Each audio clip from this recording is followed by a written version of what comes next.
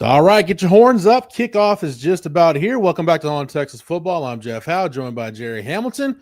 Thank you so much for hanging out for the watch with us. It's Texas at Sam Houston State. Kickoff about to go down. Texas won the toss, deferred to the second half. Sam gets the ball first. Jerry, did you see the Chase Daniel video? I did. By the way, Aaron Hogan will be here in a second. Got caught in a little traffic coming back from a event. He'll be here in a second to lead us through this. But yeah, I saw the video. I'm so excited that Chase Daniel is doing this game. I think he's got a great set of eyes. I thought he's done some great breakdowns on Arch and quarterbacks in general. I was watching stuff on him last year before Arch. I'm really excited that Chase Daniel is doing this game. I love the video that he put out because he spent extended time with Arch and Sark. And I think he has great takes on quarterbacks, obviously, as he should. And I'm really excited he's doing this game. I think he's going to be well invested in Arch Manning and watching his development at Texas. So I'm really glad that he did that video. He's doing this game. But I think there's a lot of merit in what he said, Jeff. I think it's a mental thing. It's a paralysis by analysis. It's not talent. It's not mechanics. It's mental. And whenever he bursts through, things are going to be really, really positive for Arch Manning. And hopefully that's tonight. Arch gave some indications he thinks it's tonight, so we'll see. Jerry, that's why I think it's imperative they get off to a good start, Jeff. Really good start. You just said burst through. Our stats feed is a little bit ahead of where I am on the broadcast, but I think we're about to see Colin Simmons get things started off on the right foot for the Texas defense. Yeah, I think so as well. Again, if you just joined us, Aaron Hogan will be here in just a few minutes. We're holding it down. My feed's going to be behind other people's, by the way. So PK brought Jerry. PK's been doing that a little bit this year, bringing kind of some delayed pressure, some late pressure, and he did right there. Hunter Watson had to pull it down. Yeah, Colin Simmons' first sack of the season. Leonga LaFau got there first. Colin Simmons got him down. Yep. Both Burke and Simmons started in a 2-point stance, by the way, on that first play of the game. So this is a Phil Longo offense. I mean, his offense is Ole Miss, North Carolina have put up some massive numbers, but man, Jerry, we talked about it during the week with the caliber opponent. There's just so many new faces on the Sam Houston team. It's tough to know what to expect. Yeah, their offensive line is really going to be put to the test in this game. That is where I think the major mismatch is for Texas is the Sam Houston offensive line. Quarterback's a good player, actually, and they got decent skill for their level of football. But that offensive line standing up over the course of this game is going to be the question mark. All right, delay a game here on Sam. That home crowd, Jerry. We talked to Bobby. CJ during the tailgate show, they both said, hey, night game atmosphere feels a little bit different. And there's Sam right there getting a delay a game. Yes, it's going to bring up 3rd and 8 from 3rd and 3 to 3rd and 8. Big penalty there by Sam Houston. So we'll see what Texas comes with. Grayson Littleton starting at nickel, by the way. Michael Taff at safety. The corners are Gilbo and Muhammad, and the other safety is McDonald. And Bearkats just keep backing themselves up here with penalties. Sam will roll 2 quarterbacks. Jerry, they got Watson out there right now. We'll see maybe Matoyer, the Wisconsin transfer. See him a little bit too. But again, it's just Watson is their player. Matoyer is – I saw him in high school. He's a young player. When he was getting a lot of attention, super long release. And he's had issues throwing it to the wrong team. And I'm not sure he could handle the pressure that Texas can present in this game. Watson needs to be their guy in this game against this Texas defense.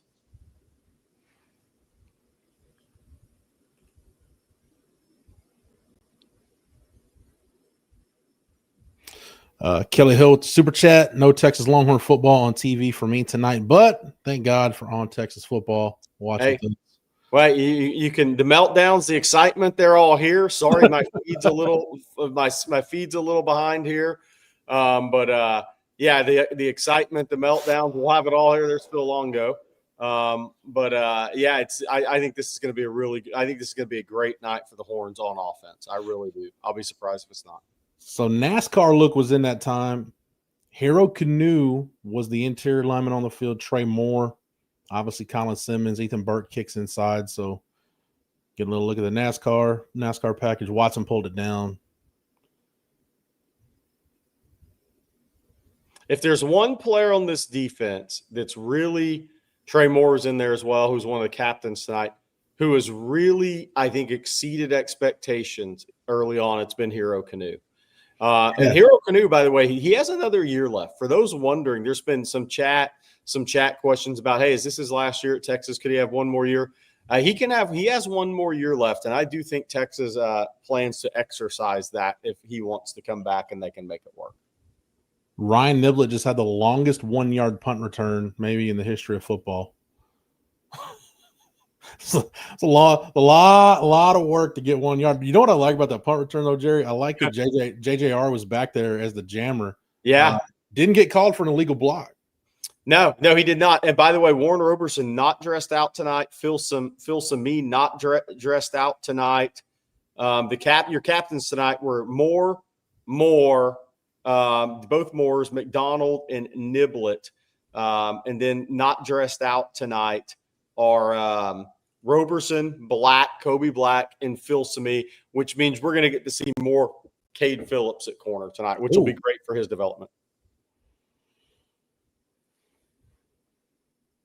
Not ideal for the first play from scrimmage. So, Jerry, we figured during the week we're going to see a lot of James Simon. Jarrett Gibson gets the start, but we're probably going to see a lot of number 31 tonight. Yeah, I think we are. We're going to see a lot of James Simon tonight. I think we'll see the three backs rotate. I think Jarrett Gibson gets the call here. I think he may be the best in pass pro right now. But I think we're going to see a lot of James Simon as this game moves along. Hey, guys, sorry about that. The traffic was a mess trying to get out of downtown. But here we are. First drive for Texas. Good to see you, Aaron.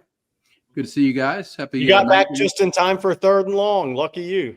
Yeah, here we go. The first 3rd down. Texas got off the field and now looking to get their initial first down of this first quarter.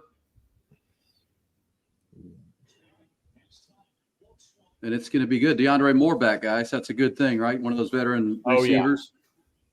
I think DeAndre Moore will have a huge game tonight. Double move route runner against this Sam Houston defense, which is not good against the pass. Double move route runners tonight.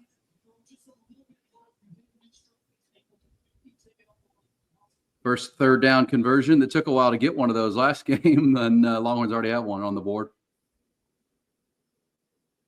Arches legs for the first time off left side. That's a pretty good hit by number 6.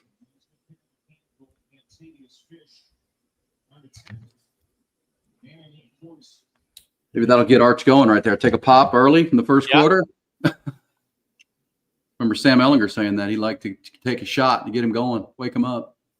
Yeah, and, one of our coaches that we had on the show, he actually runs Hargrove Roofing in Austin. He former longtime coach in Louisiana, thought a designed run early in this game to get Arch hit would not be a bad thing. And I think that was 100% correct when he said that. Yeah, we just saw it. Clark with a little juice. Yeah, I like that move right there. Cut back.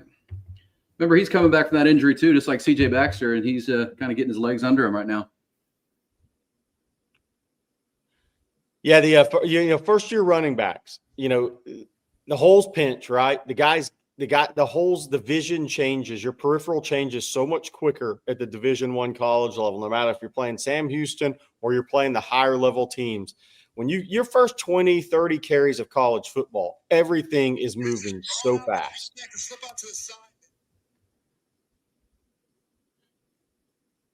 Yeah, there's another big play for the Longhorns who are moving it pretty good now after that early 3rd down conversion. And a lot of times that can jumpstart you guys. Get a 3rd down conversion to keep the chains moving. Get that initial one, and you can start moving the football a little bit, and the Longhorns are. Did that bounce, or is that a completed throw? It looks like a good one. A little low, but Dalen McCutcheon went down and got a rolling left. First penalty now. It's going to come back.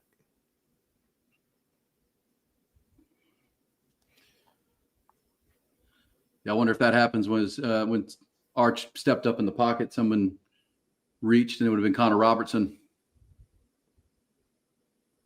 That was a good play. That was a good play, good throw by Arch. So far, it looks like he's just playing. As Sark said on the Thursday Zoom and again on the pregame today, was, you don't have to work football. Have fun playing football, and that's something that we need to see Arch do. Have fun playing out there and just play. Yeah, there you see the hog tie. Good call. So no Cole Hudson tonight. Nope. Cole is out. Cole Hudson, C.J. Baxter, Trey Wisner, both out as well. And there's another completion to DeAndre Moore, who's been active on this first drive. Nice little, probably got back the penalty yards there, or most of them. Make it second and manageable now. Look, I don't want to make something out of nothing. That was a heck of a throw by Arch on that screen. Like he's still getting a feel for the screen game. I like that. Put it where your guy can get it and get up the field. Second penalty of the drive. This is going to be on the O-line too. Looks like DJ Campbell offsides. Little jump early. These are the self-inflicted things the Longhorns are trying to clean up. And the holding's one thing, but that's just mental. Greetings from Auburn, Alabama today. I have a double reason to hate the Sooners. Hook 'em horns. Let's get that offense going. Yeah, big win for Oklahoma. The officials were helpful to them, especially in that first half of that game. I think Jackson Arnold just got sacked again. 10 sacks by Oklahoma today. 10. Chat, what do y'all think of the reversal of that fumble? I thought it was a catch and a fumble. I did thought too. They got it right the first time. I thought they got it right the first time in real time. I really did. And I'm not saying that for Sooner hate. I just thought they got it right. Well, in the play to the on the touchdown that, according to Hugh Freeze in the SEC rulebook, should have been a penalty that wasn't called too, was pretty big. And 14 points in a close game. But yeah, 10 sacks. Concerning for Oklahoma, they can't. I mean, Jade Knott's not even playing, and they can't run the ball. No. Any idea why Jade Knott's not playing? I do not. I know Auburn's really good on defense, though, guys. They're really good. But again, Oklahoma, that's 2 home games against Michigan and Auburn, and there's definitely some concern in the balance for the Oklahoma offense. All right, Longhorns convert after 2 penalties, holding in and offsides, and still get the first down. Nice throws by Arch in there. Also a nice couple runs, and the Longhorns are in the high red zone now, or just outside of it. Taking their first drive of the ball game and going for 6. Ryan Wingo looked like he got stopped on the route, but either way, not going to be a penalty. But they went for it. Yeah. Seems like he put his hand into his chest, but but couldn't get where he's trying to get.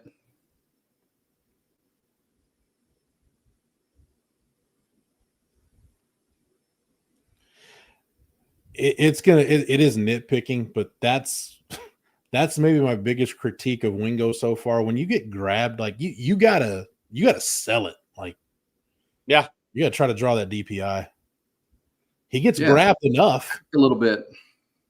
You can sell it and act a little bit. All right, nice run that time to the left side. Jarrett Gibson, good blocking out in front of him, and now the Longhorns are 2nd and short. 3rd and 1 coming up. Yep, Jerry, that's about as good a vision as we've seen Jarrett Gibson on a run since. He's actually got really good. When you toss him the ball, he sees the cutback pretty well. Now, I think when he takes the handoff on an inside play, I'm not sure he sees the cutback as well. But when you toss it to him, I think that cutback inside, he feels it. Right up the middle, 13 yards, touchdown, Jarrett Gibson. Longhorns score on their first possession, first drive of the year for the first time. Longhorns go right down the field and stick it in the end zone. 12 plays, 75 yards, 6 minutes and 29 seconds. And Jarrett Gibson from 13 yards out, he ran for the final 20 yards of that drive. He and Christian Clark with effective runs on that drive. Christian Clark with 11 yards. He had 23. And Arch Manning, 4 for 5, 56 yards.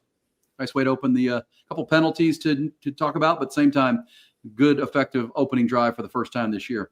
Nick Townsend with the key block there. We're going to keep seeing more Nick Townsend in the run game as a pseudo H-back tight end.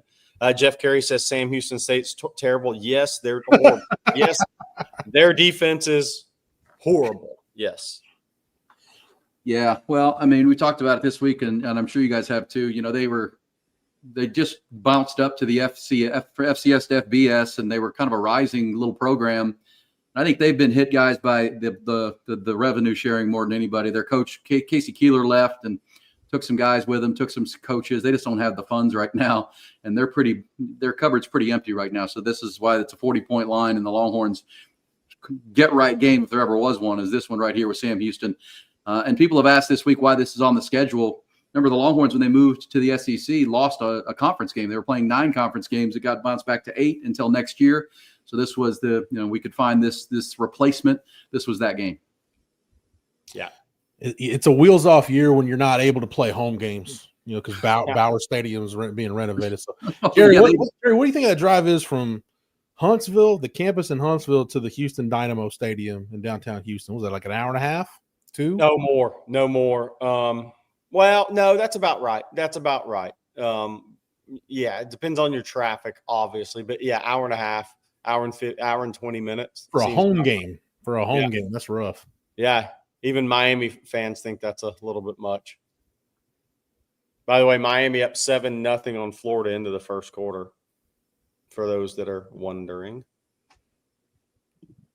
Lagway still on the struggle bus, Jerry? He is. And by the way, Mason Shipley's still kicking off tonight for Texas. So Will Stone held out again. We'll see if he makes his return for the Florida game. Yeah, everybody's saying depending on the traffic. That's for sure depending on the traffic. Yeah. Down I put 59 coming down from Huntsville, or 45? 45. Yeah. I mean, there's a couple of spots there that in the timing of it's everything. Now, the other problem is getting back. Yeah.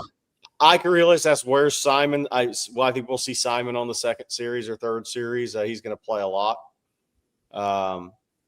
Everybody's asking, is Arch reading the options better? Let's see as the game moves along a little bit on that. The guys are running wide open. I think he's made some good throws moving in the pocket in this game early on, but let's see more as this game goes along. I want to see how this kind of builds out. We're in the script phase right now. Let's see how this builds out for Arch as this game moves along. But yeah, somebody said we've been talking all week, been saying all week about scoring on the first drive. Great. No matter what you thought of how it happened, a drive for a touchdown with this offense right now, I don't care who the opponent is, they needed that. Arch needed to see those balls completed and different types of passes too. There's some good intermediate throws in there. Good for the Texas offense. Not perfect, but a good drive to go score the football. And yes, Sam Houston's bad, but that means it's imperative you score touchdowns. No question about that. And Arch 4 for 5 or 4 for 6, 55 yards. Also ran for a couple of yards on a scramble. So they're on a design run. So off to a good start. And that's really what Sark wanted to see. Remember though, last week, Sark, Arch was 4 of his first 5, and then he missed 10 or 11 in a row. That's why we want to see what happens as this plays out and we get past the script, right? Yep. Yeah, like he makes a bad throw. Can he put it behind him and move to the next one? That's going to happen, and that's really what seemed to get him last week after he missed that Ryan Wingo touchdown pass. He kind of fell apart, kind of pressing, which you see sometimes. Arch looks gooder. Time for the gooders. There you go. Nice. Thank you, Larry. Nice. I love it. By the way, somebody in the stands is texting saying Grayson Littleton may be playing corner this series. So let's watch for this. Is Grayson Littleton? I think he's still at nickel, is what I think. Who would he be in for? Gilbo, huh? If he does play corner? Yeah, let's see if he's at corner for Gilbo.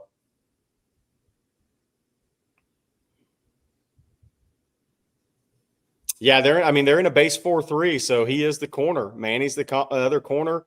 McDonald and Taff are the safeties in the base 4-3.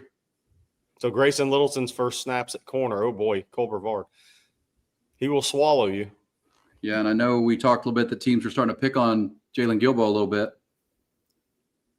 So maybe the freshman is trying to earn that spot. Big picture. This is the type of game you give Grayson Littleton a look at that position a little bit, right? And see kind of how he handles it because you know what he can do at nickel, but you got to get him experience at both. And that tells you, again, that Grayson Littleton's such a student of the game and a fast learner because they're playing him at multiple spots in game 4 of his college career. That I don't care who you're playing against. That's just rare on defense.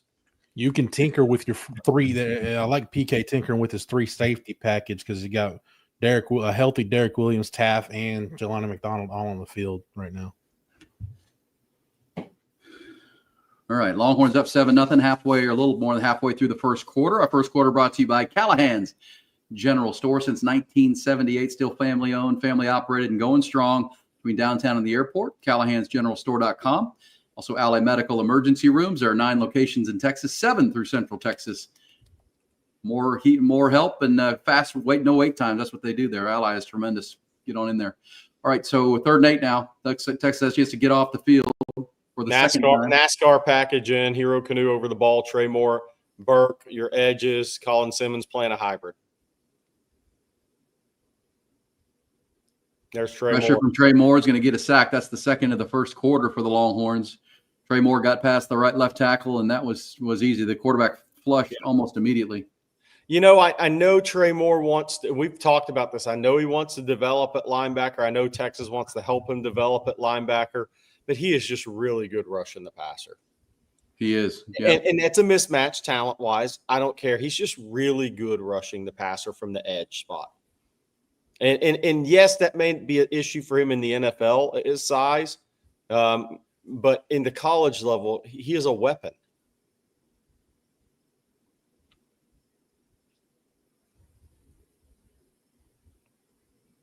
Ryan Niblett, one of the captains today for Texas. I heard you guys mentioning that as I was jumping on here.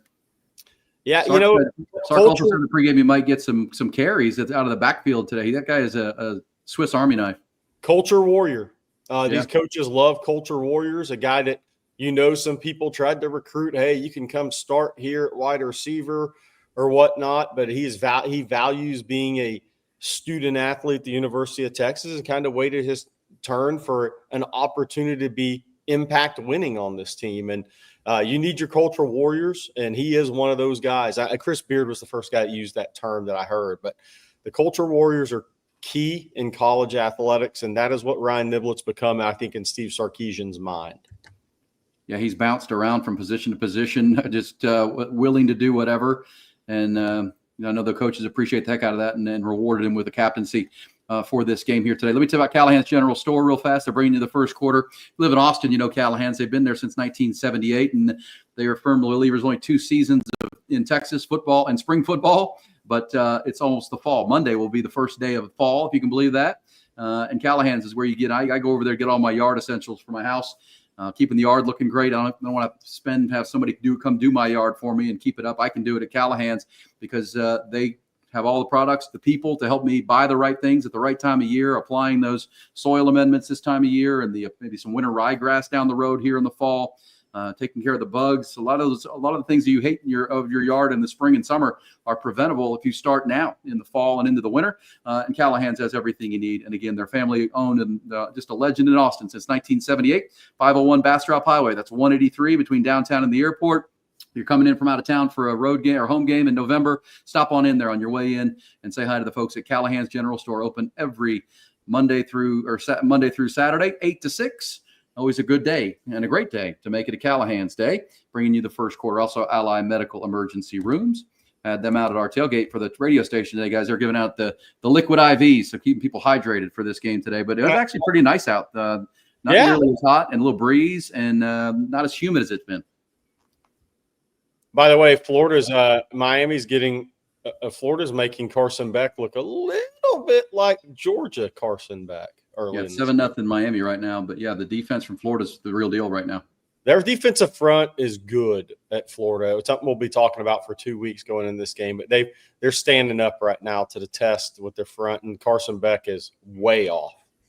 Also, Indiana's up 14-7 on Illinois. I'm a big Fernando Mendoza fan. Like, Indiana's quarterback this year is a lot better than the guy they went to the playoffs with last year. A lot better. Like, Fernando Mendoza, I think, is an NFL prospect. Wow. I think he's got a chance to make it in the league. He's a really talented player. Natural passer. All right, second possession for the Longhorns after a 75-yard drive on the first one.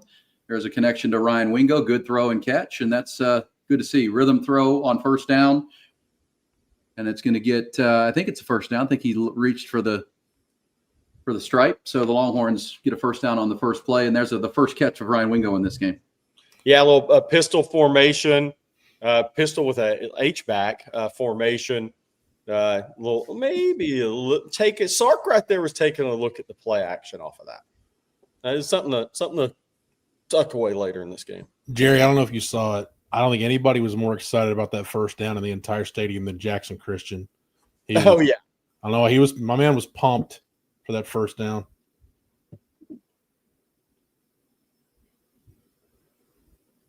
That was a little low from Arch, and you rolling to his left, kind of threw that one into the dirt a little bit. That's one he'll want back. 5 for his first 8, though. 70 yards for Arch. Boy, after what I saw Jarrett Gibson on that first drive, I'd like to see the gun go right back to him. Seems like he might be feeling it right now. 23 yards on those 3 carries, 10 yards a carry. Might want to keep riding number 9 right now. Yeah, I think he's definitely getting it here.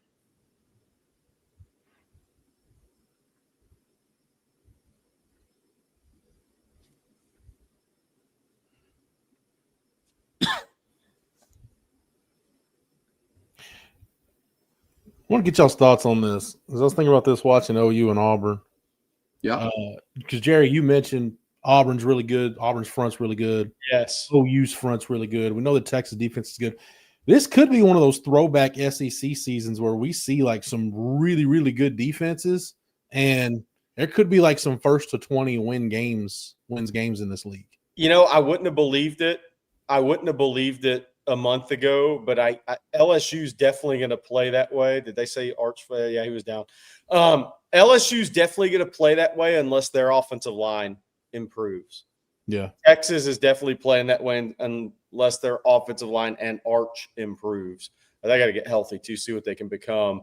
But you are seeing Oklahoma, I think, is going to have to win some games that way as well on their schedule, maybe a few games like that as well. So I think there's a possibility you see a little more of that. I think Alabama may actually be getting it together offensively a little bit. We'll see.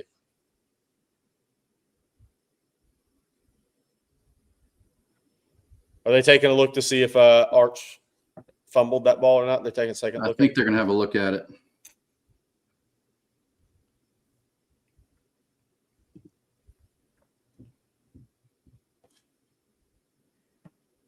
Yeah, I mean, it looked like he fumbled that ball, guys, didn't it?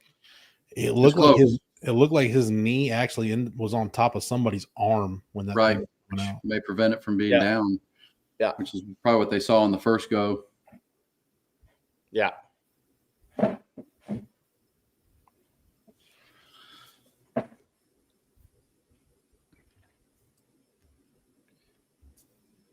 Hey guys, real quick here in the first quarter, let me tell our folks about Ally Emergency Medical. These are non-hospital-based standalone emergency rooms, but they are full service. There are 9 of them in Texas, 7 right here in Central Texas, including their location right near campus, right off Burnett, but they've got them up and down I-35, Buda, now down in San Marcos where Jeff is. They are quick concierge-style visits. What you won't find when you go to Ally or anybody in the waiting room. They get you in and back and being treated. There's little to no wait every time. State-of-the-art in-house labs and radiology visits as well. They're board-certified doctors are along the way, and they are just phenomenal. So from a minor illness to a critical issue, simply need a work or school note. They're always happy to help you. Also want you to ask about Ally's Care Relief Program. That's a game changer in medicine. Every Ally has an in-house financial assistance program intended to assist you and your family with costly ER copays. Go to their website, allymedical.com, and see how much your family can save. Most families save over 90%. Again, 7 great locations in Central Texas, 2 in Houston, Round Rock, South Austin, Buda, Dripping Springs, and Bastrop. Newest location in San Marcos. You have an ally when it's time for anything medical at Ally Medical, when moments matter. Bringing us the entire game again tonight. We appreciate them. Great folks. Really, really good to get to know them here during this football season. Glad they're there. You will be too if you have any type of emergency. Hopefully you don't, but if you do, get on into Ally. You'll never go to a hospital-based ER again, for sure. 7-0 Texas, 3:31 to go first quarter. Longhorns hoping that this ball was down and not a fumble by Arch Manning on a third down. People in the chat are talking about the whistle had blown, the play was dead. Obviously, we don't have volume on while we're doing this watch with us, so I would not be able to hear that. So we'll take the chat's word for that. It looked like his forward progress was absolutely stopped on that. Yeah, and that's true. If the forward progress stopped, they blow the whistle, then you can't call that a fumble. That'll be a benefit to the Longhorns, no doubt. But the fact that they're taking a look at it. Good penetration that time. You'd like to have seen better block up front on that. Call upheld. All right, good. Longhorns are going to keep the ball. That's another third down conversion for Texas. That's now 4 for 4 against this Bearcat defense. That's a point of emphasis, no doubt, for Texas heading into their bye week. 4 for their first 4 on third down. Ryan Niblett in motion on this first down play. That was a good empty. Ryan Niblett was lined up as a running back, obviously motioned out, was not going to get a handoff. So that was pretty much a motion to empty for the first time. I was arching the gun there. Good throw to Wingo. Yeah, real good throw. That's 2 connections to Wingo on this drive, and that's something you'd like to see more of in this game. You really want those 2 to go into the bye week with a good taste in their mouths, good chemistry. So far, so good for the Longhorns. By the way, on that replay, if anybody's wondering if Arch's shoulders are hurt, just watch that replay about 5 times. He got smoked on that play. Longhorns into the right outside the 30-yard line now, into field goal territory. Snap was a little wayward that time. Arch corralled it and completed it to Parker Livingston. Good opposite field's whip with the right arm there. Yeah, Arch had to use his old high school basketball skills to snare that snap. That's a tough throw. There goes Jarrett Gibson again. He's 10 yards of carry so far, and he's kept that up with a run of about 14 yards right there, it looks like. Yeah, 45 yards on 5 totes now for Gibson.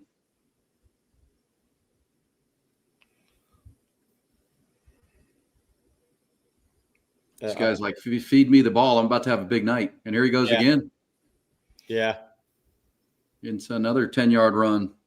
Sam Houston's got some real defensive issues. Yeah, they do.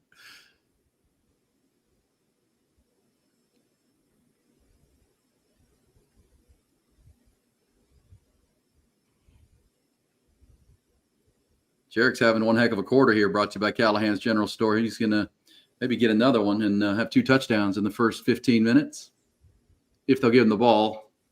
That's stuff with that one. Oh, there you go. Nobody blocked the linebacker. Jerry, you're right. You're on to something, though, because when he gets it on a toss, he looks – I don't know. He looks more sure of himself. He looks more sure of himself when you toss him the ball versus when he's pressing the line of scrimmage and has to see the cutback. And that's not something I noticed about him in high school. And it's not necessarily a super positive thing, by the way, from a vision standpoint, but that's where they're finding his strength as a runner right now. Yeah.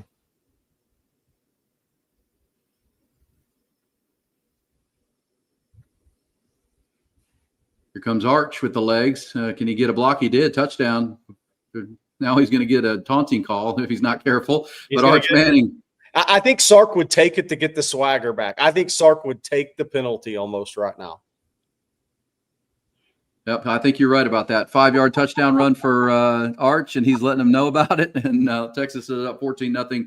Scores on their first 2 drives. Arch Manning now 7 for 10 and a rushing touchdown. He just exhaled like Tiger Woods after the 2019 Masters. Yeah, I did. That was like 3 weeks worth of 11 years of not winning a major. That's what that reaction was. Well, I agree with you about he would have been okay with the penalty because Sark has said take practice to the game, have some fun, quit pressing so much, and I like the exhale there, Jerry, because he's feeling pretty good about the start the Longhorns are off to here. That's like the home run hitter in baseball who's in a slump and then he gets a hold of one, and that's just a middle finger of a bat flip. Yeah, the pose, the whole bit, and good drives. Jarrett Gibson off to a great start. Arch is 7 of his first 10. So the Longhorns, this was the start they wanted. And they keep on this rate against this group. You're going to get a lot of players playing time in this game and hopefully go into the bye week feeling pretty good, better than you had for sure. And that's, we all know level of competition here, guys, is not anything. It's because of Sam Houston State struggles and Jeff mentioning they're not playing home games this year. They don't have much resource for the portal right now. this is barely an FBS team. I think that Texas hadn't played an FCS team in 20 years, but this is as close to it as far as a talent level goes, and you got to take advantage of those kind of teams. You do. And look, after last week, you need any sort of confidence you can get. And then again, like I just think Texas has been holding back a lot on both sides of the ball. I'm really interested to see what this is going to look like in the swamp, Jeff and Aaron. And, like once they get Emmett Mosley back, how long is it going to take? I was really hoping Emmett would get back for one of these games just to get 15 plays. Mm-hmm. But his first action as a Longhorn looks like it may be against Florida. So, on the road. So he didn't really get the starter games here, kind of the acclimation process at Texas. So how long is it going to take all this to come together? Trey Wisner should be fine. I mean, as far as missing time, he'll actually be fresh in a weird way.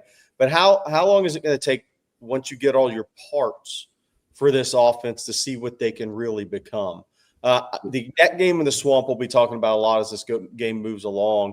But the big thing for me in the swamp is the Texas offensive line handling the Florida defensive line, because even Miami's having a little issue with them right now. It's 10-0 Miami, but Florida's defensive front's doing some things right now.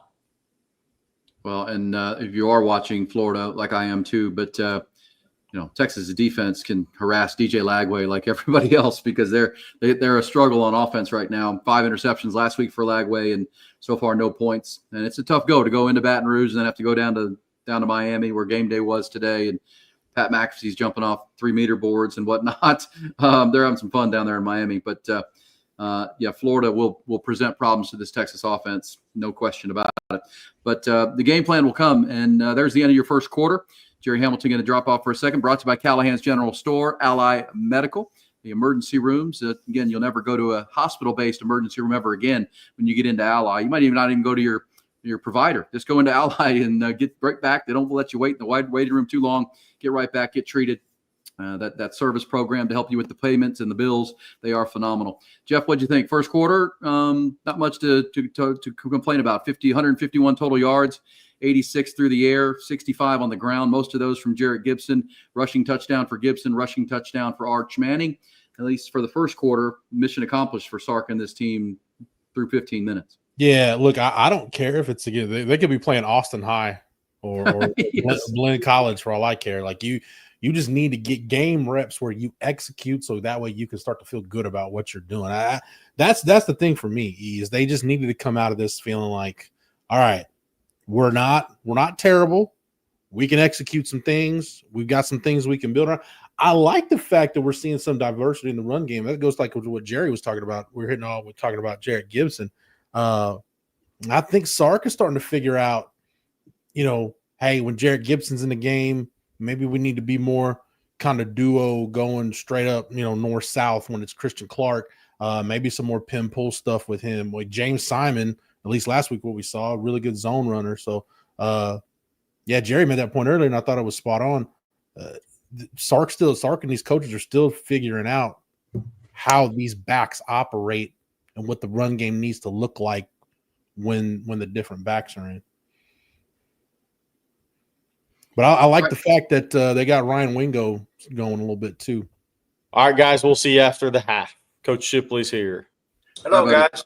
Hey, Coach. Good start. The start Texas wanted. We're doing good. That's the kind of 15 minutes you're looking for to bounce back from struggles the last couple games. Yeah, it is. Jarrett Gibson looks good. The offensive line looks good. Arch was a little shaky on his first few throws. I thought maybe, some guys could have got some yards after the catch. But, he's settling in, and it's exactly what the doctor ordered, in my opinion.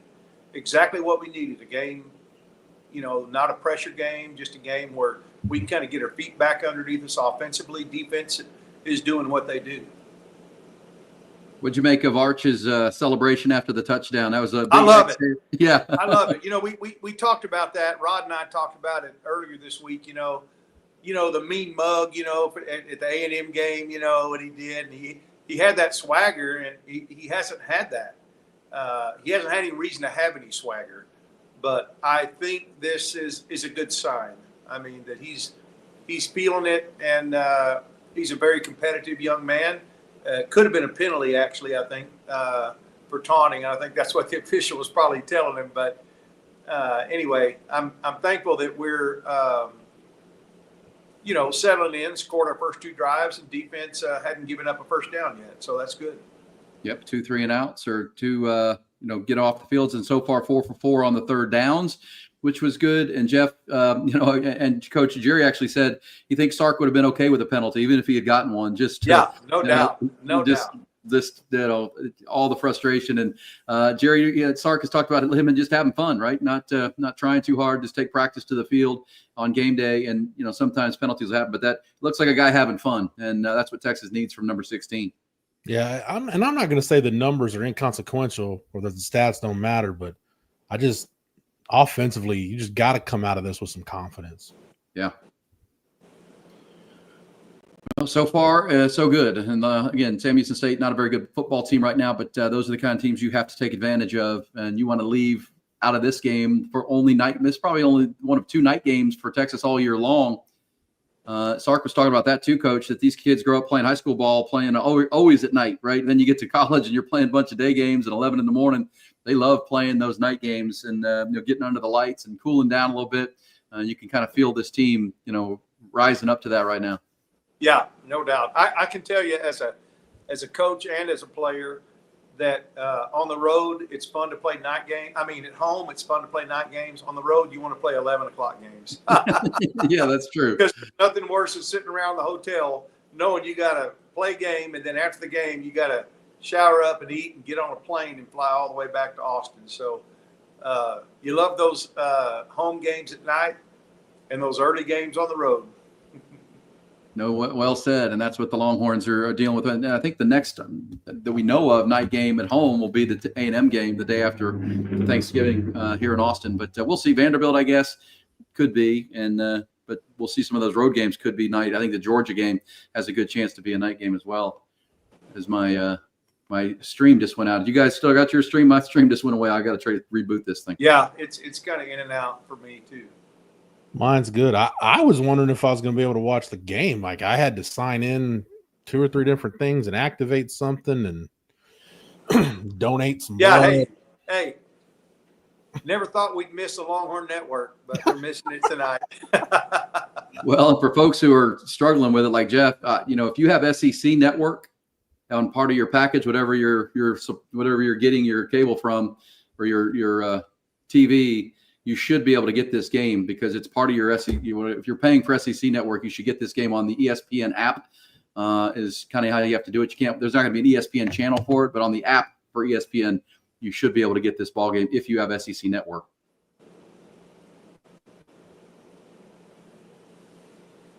So the Longhorns up 14-0. The second quarter will start. Our second quarter will be brought to you by Driven Auto. Another 4th down, but an illegal motion on Sam Houston State here to start the second quarter.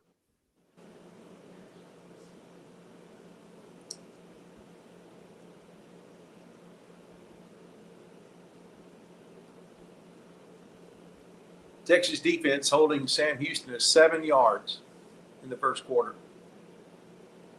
Yeah, it was good. I mean, to see Texas play this well in the first quarter, and then Colin Simmons to get a half a sack or a sack on the first drive, first play of the game. Trey Moore already has a sack. Those are good things to see early in this game. And you guys are going to have to fill me in, Jeff, because I'm having to reboot this thing and try to get back on. Yeah, Ryan Niblett with a fair catch, so Texas will get the ball. See if we can get some field position where this thing's going to start. Start at their own 30. Coach, I like that by Niblett, though. He wanted the return. He could sense the gunner kind of barreling down on him a little bit. Caught it cleanly. Made the fair catch. He didn't turn the ball over. Yeah, I think he's been very serviceable back there the last couple of games. It's a great term, Coach. Yep. I agree 100%. Yeah, serviceable, but then actually even last week a little bit more explosive, which is pretty good. Yeah, absolutely. Because that's and again, as we talked about off the top, he was one of the captains today. So it's getting a little bit chippy out there. Yeah, somebody just had a hold of DJ Campbell's face mask.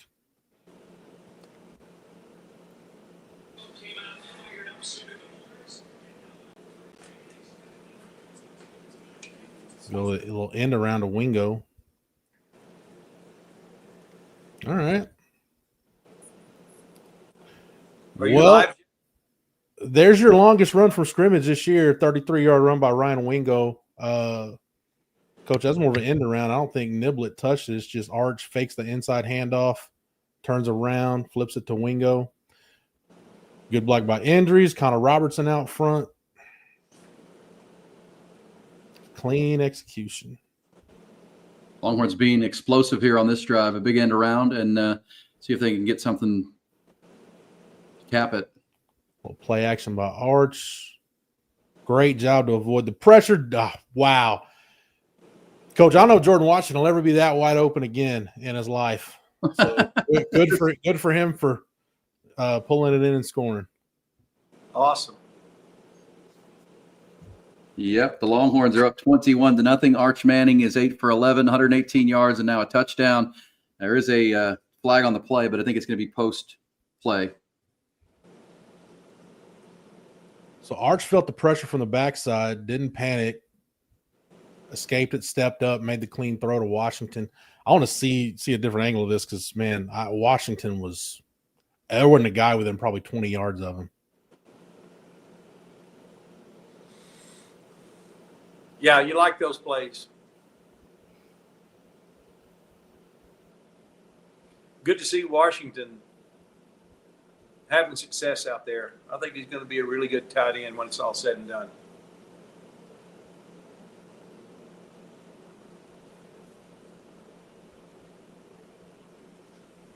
Yeah, he's put on a lot of weight coming out of high school as more of a basketball player, and now pretty good for the Longhorns. I'm still having some technical issues here with my ESPN app. I'm not sure what happened. Everything was cruising along, and now I am having a time here. So just to update everybody on the Texas offense, three drives, 3 touchdowns, averaging 9.2 yards per play, winning the total yardage battle right now, 221-7. Again, yes, it's Sam Houston. Phil Longo's got his work cut out for him year one with a lot of roster turnover. But, Coach, this is what you want. You just want for Texas, you just want to come out and just execute. Just put together some successful plays, feel good about what you're doing, and so far so good. Yeah, I think it's a perfect game on our schedule at the perfect time for Arch to get some confidence, have some success, kind of get his mojo back, because it's not going to be a very friendly environment when we go to the Swamp. But he's already faced that playing at Ohio State, so he knows what that's going to be. It's a good point, Coach. He's already been in that environment and didn't play great, but at the same time, knows what it's going to be. And it might be a dauber down type Florida team, though, because they are losing right now at Miami. And, it's an uphill battle for them right now offensively. So, they might be a little bit in the the grumble. And there's some people that think if they lose, because they have a bye week next week to Florida, that maybe they think about a coaching change. Don't want anybody to lose their jobs. But at the same time, Billy Napier on a hot seat if he's 0-3. There could be some conversations in that regard. But either way, they're down 10-0. They're also midway through the second quarter, have not scored a point yet, only scored 10 last week. Wow. Yeah, that's unbelievable.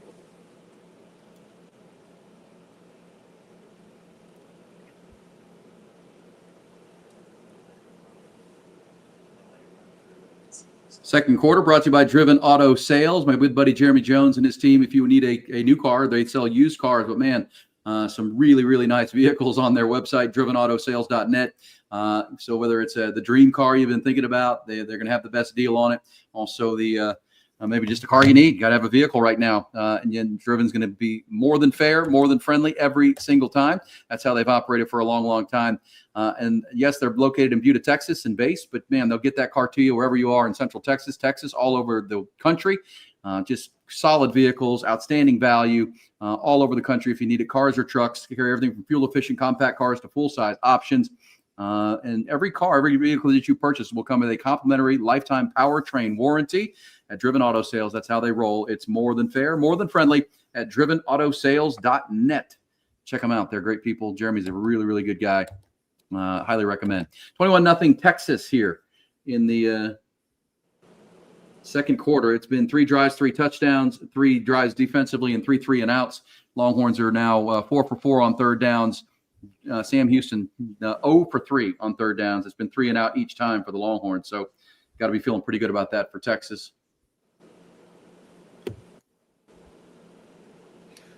A lot of people are saying their Disney Plus feed is clean. Man, I had to log into so many dang things just to get this game to pull up. I have no idea. I really have no idea what function I'm watching this on right now. Yeah, I don't either. Are you watching it right now, Jeff? Yeah, I think it's through my cable provider on the app. So that's where I'm at, but I'm just seeing a commercial. Yeah, I don't have it up either. I guess Texas overwhelmed ESPN Plus, if you can imagine that. Yeah. I'll tell you what, that was they're showing the kind of the reverse angle of that touchdown. That was a rare, just straight up loss for Trevor Gooseby in pass pro. But good job by Arch.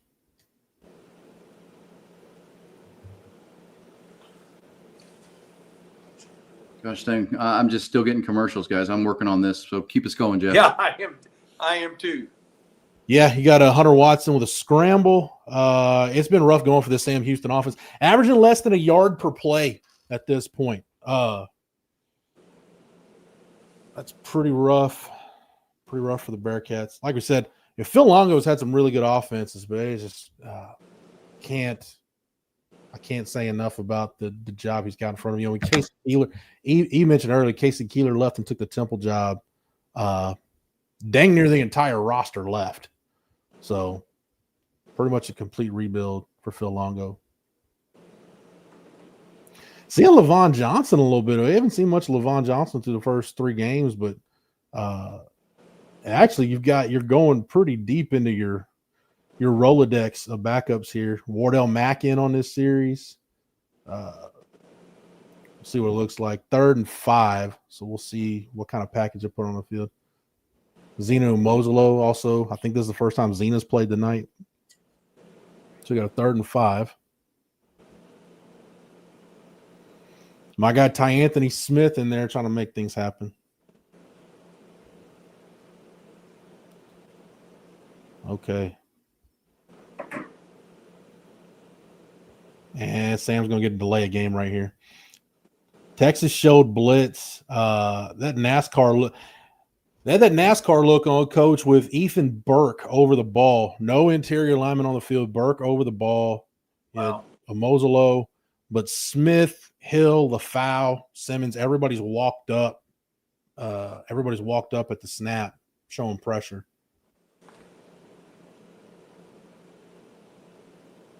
Fourth and 6, so the Longhorns get off the field again on 3rd down. Yeah, so they kick. Is that right, Jeff? Yeah, they kick Zena inside. Got a little overload look.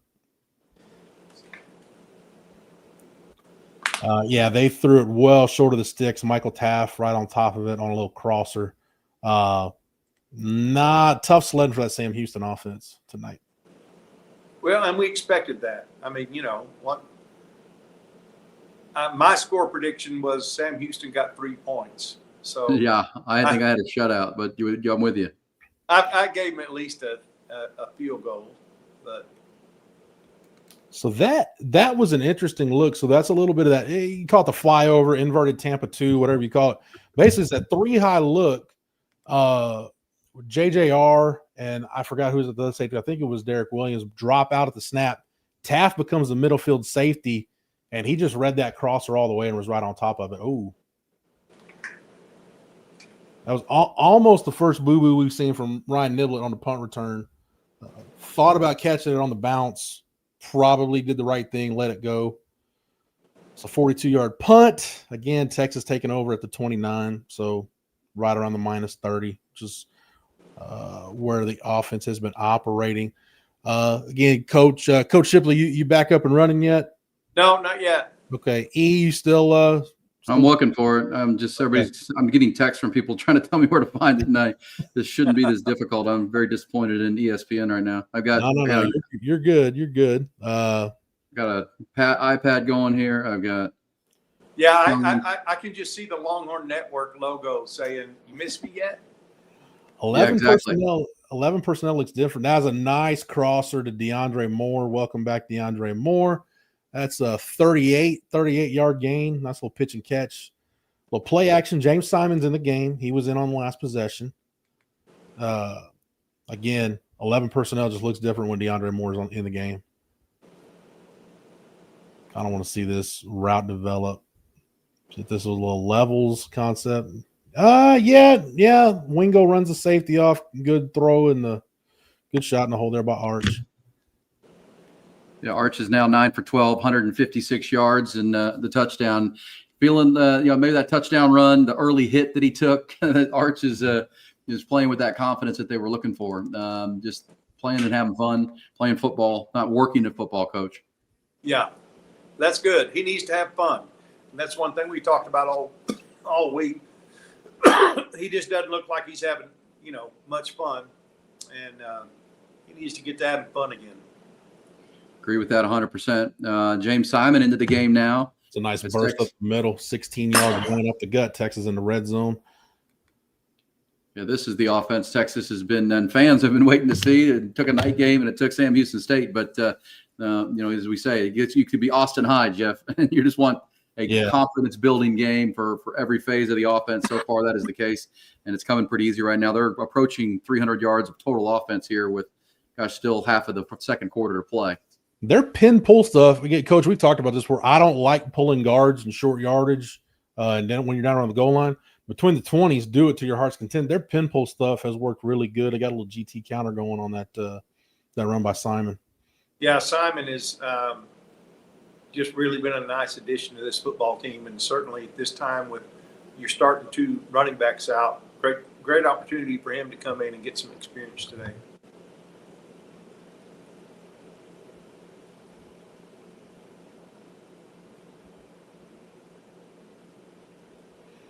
That's not what you want to see. So we're going to scramble here by Arch, but it's going to come back. It's going to be a hold on Brandon Baker. So it'll be 2nd and 19 from the 22 when they reset this.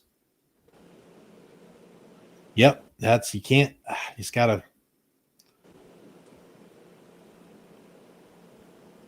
They got him because his hand was up around the face, kind of in the collar area. You just can't.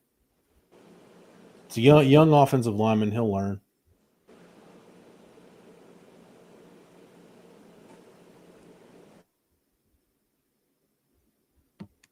All right, holding is right, and a 10-yard penalty for Texas. That is penalty number 3, I think, for the Longhorns so far in this first half. Make it 3rd and 7. Longhorns have been good, 4 for 4 on their third downs.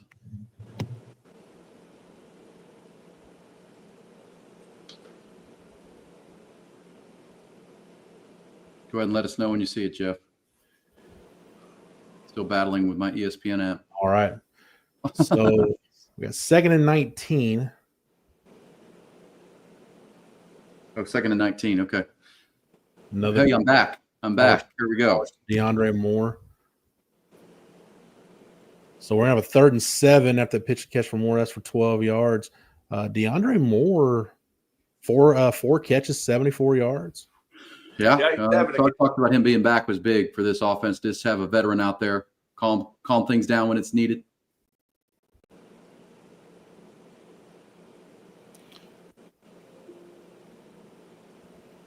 Third and 7, Longhorns have converted all their third down so far.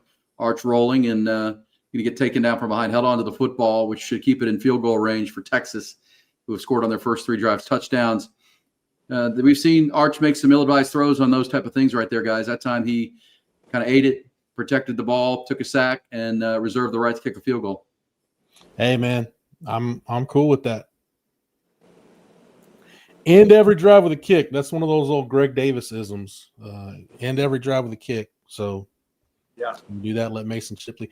Hey, it's not a bad thing for your kicker to pad his resume. It'll look good for the Groza Award voters at the end of the year. Yeah, give him some kicks. You want to get him some experience. And I know you guys had him on. I know Jeff. I saw the Bobby and Jerry and Rod interview with Mason from the Hole in the Wall this week. I thought that was fun.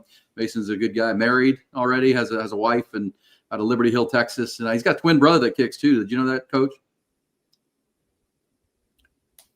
They both are kickers in the Shipley family, but another Shipley at Texas, which is good. 24-0 Texas, 5:50 to go second quarter. Second quarter brought to you by Driven Auto Sales.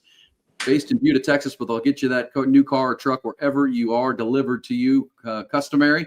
They'll get it right to you. And they'll also put a free auto or powertrain warranty on every vehicle you buy. And the deals are going to be the deals. When you go to Driven Auto Sales, just click on it when you get a chance. Check out the vehicle selection there. It could be a dream car, dream truck, or just a vehicle that you need, fuel efficient as well.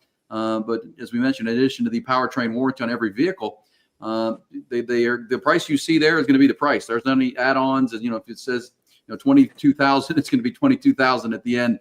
TTNL, of course, but man, they're not going to, jack $2,000-$3,000 more like a lot of places will. The price you see is the price you get at Driven Auto Sales. And my good buddy Jeremy Jones, that website is drivenoutosales.net. It says Arch is bad. We have to get him out of there with the laughing emoji. Yeah, Arch has a passer rating right now of 210.9. He's 10 for 13. He's 168 and a touchdown. And the running game has been strong so far. Am I the only one noticing completely different play calls from the past two games? Possible. I don't know. I don't know about different calls. I just think they're from what I see just on first watch. It seems like, first off, your play action game works a lot better when you can run the football. Number one. Number two, DeAndre Moore being back, I think we're seeing is a really big deal for this offense.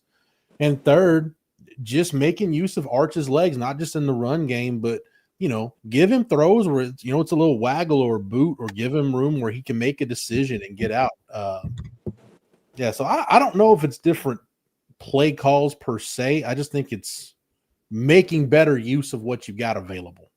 I think you're right, Jeff. And the run game has really started this. It started with Christian Clark with a couple nice runs. Jarrett Gibson has been tremendous. He's at, 7.3 yards per carry on just 6 carries, and he's got a touchdown. And then James Simon came in, and he's over 7 yards a carry. So when you're running the football like that, Coach, that does make the quarterback's job a lot easier. Play action, shorter second and third downs, and it makes the play caller's job easier too, Coach. Yeah, it does. But realistically, you had to expect that, like Sam Houston. Anything different than what I'm seeing now would be disappointment. We'll score in from the Big Ten. How about Indiana up 28-7 on Illinois? Illinois is a little bit banged up, but still, that is a one-sided ball game in the first half. Indiana and Bloomington trying to show last year's trip to the college football playoff not a fluke. They are handling Brett Bielema's team quite easily right now. Longhorns handling Sam Houston quite easily right now. It is 24-0 Texas. Scored 3 touchdowns and a field goal in their first 4 possessions. Meanwhile, the defense has forced 3 and outs on all 4 Sam Houston possessions thus far. I like the kick coverage team getting the student section fired up for this defensive series. That's good. Hey, speaking of that Indiana game, I'm a Kurt Cignetti guy. Coach Shipley, I don't know if you like Cignetti, but I think he's the perfect coach for a place like Indiana, where you can play that underdog roll up and just roll with it. No doubt. I like Kurt Cignetti, and who else likes Kurt Cignetti is Kurt Cignetti, Jeff. But you're right. At a program like that, you kind of have to, make yourself known, and he doesn't mind talking about it, which is good. Kind of like Bobby Knight back in the day for the basketball side at Indiana. Longhorns defense just swarming right now. Ethan Burke with a tackle for loss that time. This will be 3rd and 9. Longhorns have not allowed Sam Houston State to convert a 3rd down thus far. Yeah, that for their first 4. That flip pass had no shot. Actually, I'm looking at the play-by-play on our screen here. There's a play here that's going to lead to a 3rd down. I've already seen it. Yeah, Anthony Hill with the tackle there on the outside. It's going to be 3rd and 7 or 3rd and 9. Looks like once I see the spot. Yeah, I mean, if you're Sam Houston at this point, I don't know what you do because running swing passes on this defense is it's no way to go through life. Yeah, well, they're trying to get the ball out of the quarterback's hands quick because they're having a hard time up front. They're not running the ball, obviously, with only 3 rushing yards thus far.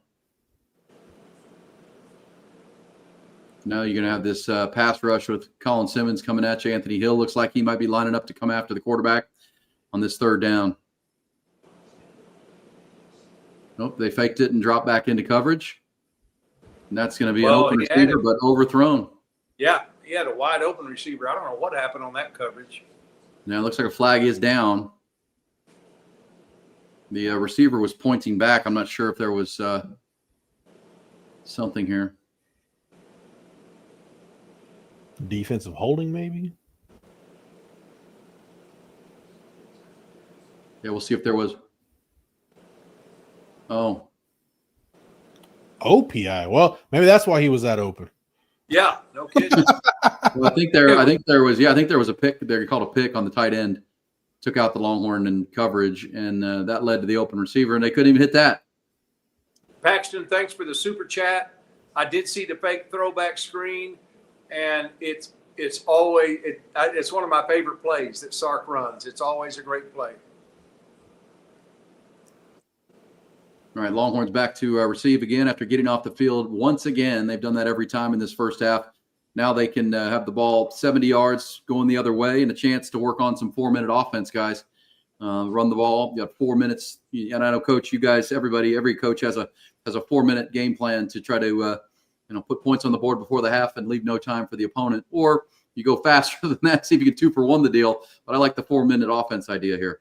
Yeah, well, you're not worried about Sam Houston scoring, really. I just think it's just you just keep running the same offense you've been running. I wouldn't change anything you're doing. Don't slow down or don't get out of rhythm with what you're doing. Just continue to, run the ball, throw the ball successfully.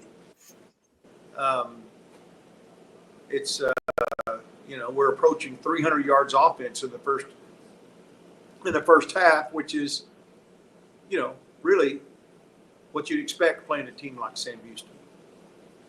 100%. Naming the score was kind of the thought on this one, and so far it has lived up to that. Longhorns, if they could get a touchdown here, guys, they'll be up 31-0. And I go back to last week when we were doing the chat, and it was or the in-game watch, and frustrating because a couple of throws here and there from Arch Manning in that first half, and they could have been up 24 or 31-0. Instead, it was just 14, and they're executing at a higher level here. Arch is hitting these throws and running the ball. And again, no matter the level of competition, this is the confidence this offense can build from this game. They want to take that into the bye week. Coach, you've been in enough bye weeks. You don't want to go into the bye week with a bad taste in your mouth. Even if you win the game, you want to have a clean performance. Right. And like I said, I think this is just what the doctor ordered for our football team at this point in time in our progression as we, try to find, like I said, try to get our feet under us offensively and really figure out who we are. This game is not going to be a game that's going to determine who we are as a football team, but it's certainly going to be a one that, as we know that, and we've talked about, going to get your confidence back, hopefully, get a little swagger back in for Arch, which we've already seen. That was fun to see, by the way. It was. Driven Auto Sales bringing you the second quarter. Ally Emergency Clinics and Medicals area. They're phenomenal with 7 area locations. Hey, what do you guys think of Texas Tech today? How about that defensive and offensive performance? Will Hammond, a kid out of Hutto, Texas, taking over there in that second half. That was an impressive win for Joey McGuire's team. Their line of scrimmage play is the difference. I mean, that's the best line of scrimmage game I've seen a Texas Tech team play in, probably since the Mike Leach days. I mean, seriously, they were. If you can go win a bully ball game with Utah, you're a pretty physical football team. No doubt, and especially in that environment. I'm a little bit surprised they weren't better prepared for the noise in that stadium. Utah is well known for having one of the loudest crowds in college football, and they didn't handle it very well. They won the game, and they kind of broke away at the end. But A lot of penalties. They had a lot of, I think they had 12, 13 penalties in that game. Oh, yeah. Yeah. It was the clap. You got to do something else. We would go to a situation where we would just, the quarterback would raise his foot up and the center would snap it when he's ready. Yep. So that way there's They nobody. just couldn't hear for people that didn't see it there. The quarterbacks were clapping and it was so loud the offensive lineman couldn't hear the clap, and it was leading to all kinds of issues. But another explosive play for Texas. Dalen McCutcheon, the freshman, on a little swing route. And Arch Manning now 12 for 15, 194 yards. His passer rating 210.6, as Coach said, just with the doctor order. But yeah, Texas Tech 34-10. That's a huge win. Auburn, as we mentioned, Oklahoma beats Auburn 24-17 in one of the games of the day in that middle window.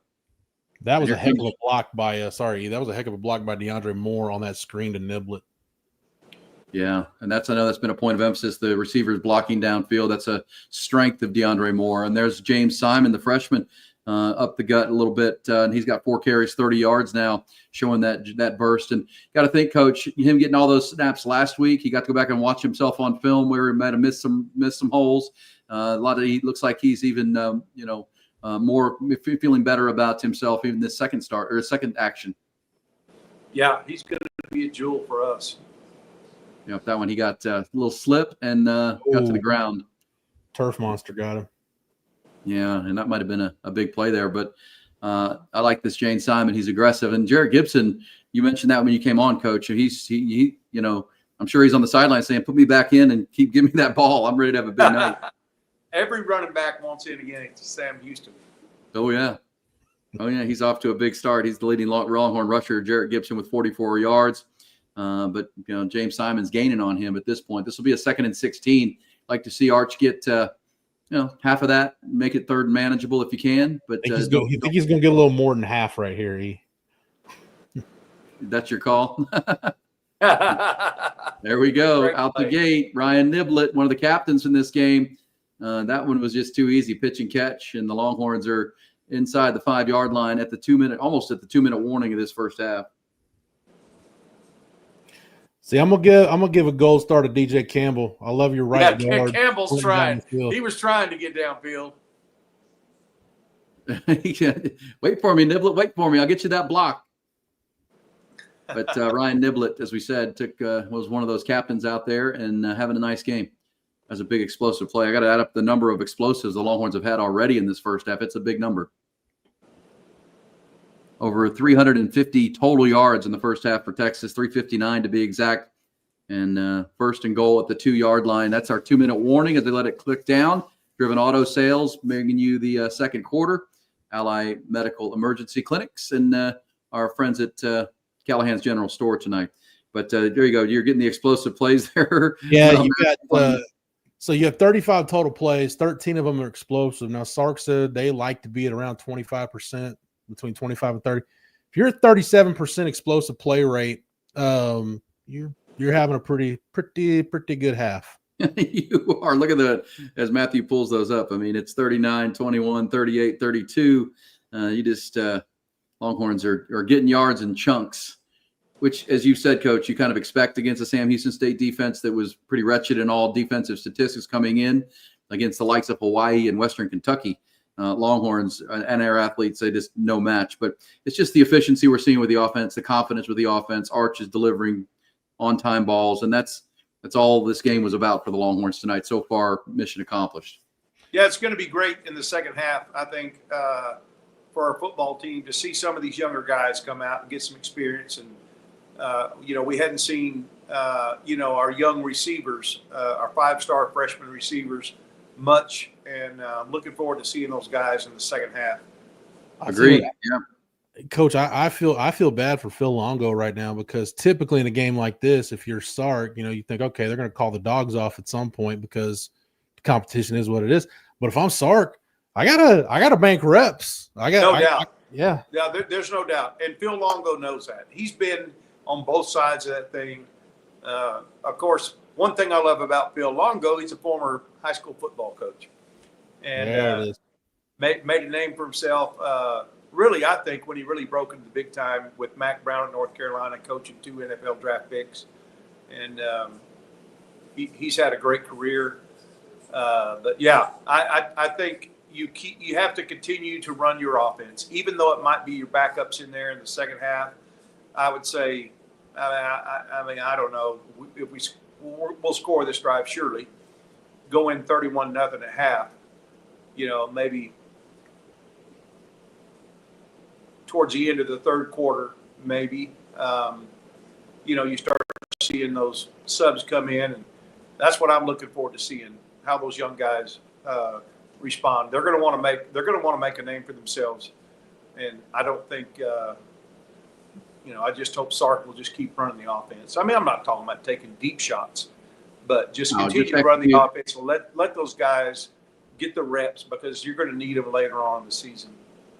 Yeah, and some of those second and third team offensive linemen, Coach, I think you're going to see some action here, which can be invaluable down the road for the Longhorns. So we're inside 2 minutes. Jarrett Gibson gets stuffed on first down. Some other scores: South Carolina leads Missouri at Missouri 17-12. That's in the third quarter now, midway through. Miami is up 13-0. She's pitching a shutout over Florida. That is approaching halftime. Indiana all over Illinois 35-7. And how about Kansas? Jayhawks all over West Virginia 41-7 right now. Looks like Arch is going to dial his own number, and another rushing touchdown from 2 yards out for Arch Manning. I love that. I love that play Tebow, concept, baby. Let's go. I love that play concept, Coach, because you got you show a little split zone, send the tight end down in the flat, and you got that true RPO. He can either flip it to injuries or he can take it, and he took it. So love it. That's a perfect play for Arch, and for what he does.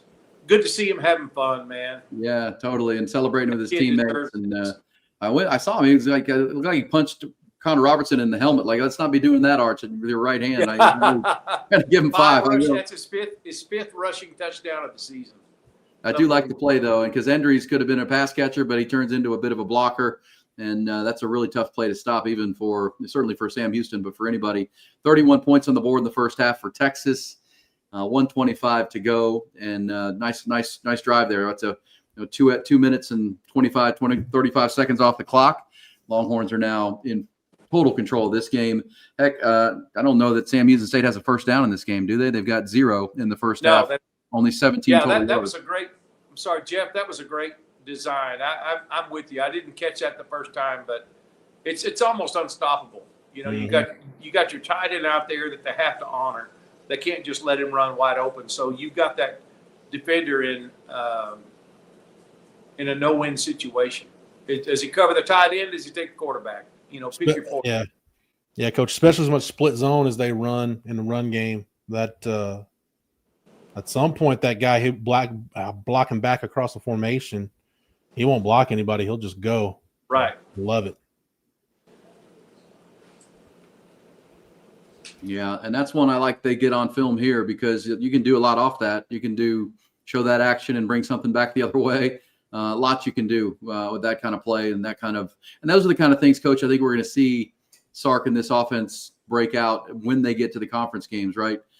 Things that they haven't shown yet that are going to, with all these, you get everybody back. You get Wisner and Baxter back. You get Emmett Mosley on the field with these tight ends that are emerging, because that's one of the things of some of the negatives in the first half. They're the first 4 games. One of the real positives for me is the depth of this tight end room with Jack Endries. We got a touchdown for Jordan Washington in this game tonight. We're seeing 4 or 5 really quality tight ends, which can make your offense very versatile, especially with a running quarterback. Amari Winston, Nick Townsend. By the way, Florida tonight, 32 yards of total offense in the first half, 10 carries for 4 yards for Florida against Miami. Yeah, we just had a super chat. Thank you for that super chat saying that Florida had the same amount of yardage as Sam Houston. That's not a good sign. And Miami is Florida's in trouble, but Miami's a really good team for Mario Cristobal. Yeah.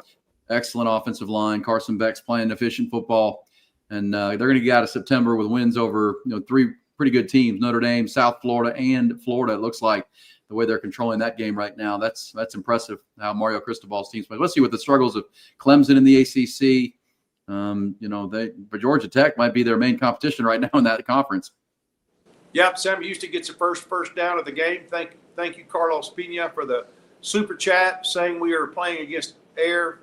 Forgets Arch was missing against air. This is a definite improvement. That's so true, Carlos. That is so true. I don't care. I mean, Arch was having trouble, last week, basically almost against air. So it's good to see Arch hitting his stride, and I expected this.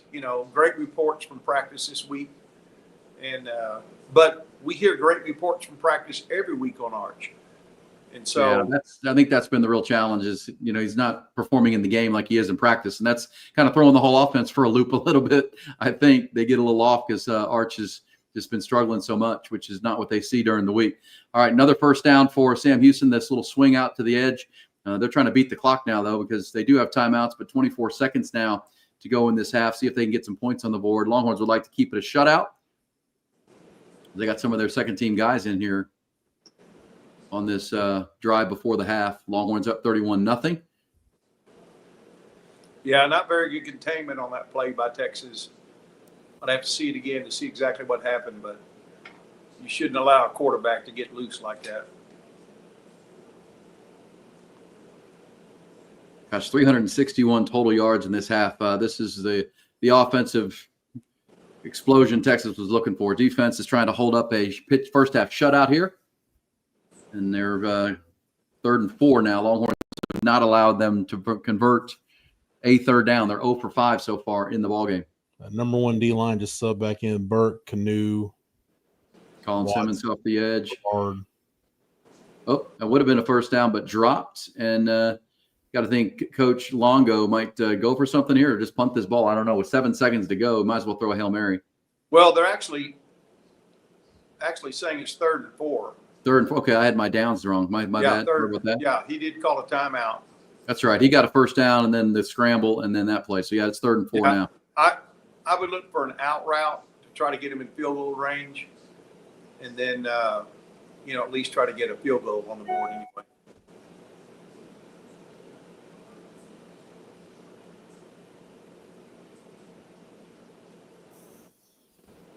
So I wasn't watching. Texas already had some subs in the game that drive. Yeah. Start the drive they did. Lance Jackson, Travis Shaw, who I saw in that possession, coach hadn't seen him. And a 2-minute half tempo situation is probably not when you want Travis Shaw in the game. But yeah, running some subs in.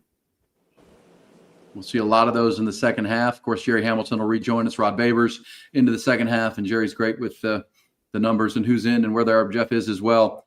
But so far, so good for Texas. So you want to get off the field here, get to halftime with a shutout, and everybody can be feeling pretty good about themselves at the half. Touchdown so far in this first half for Jarrett Gibson. Arch Manning's run for a couple.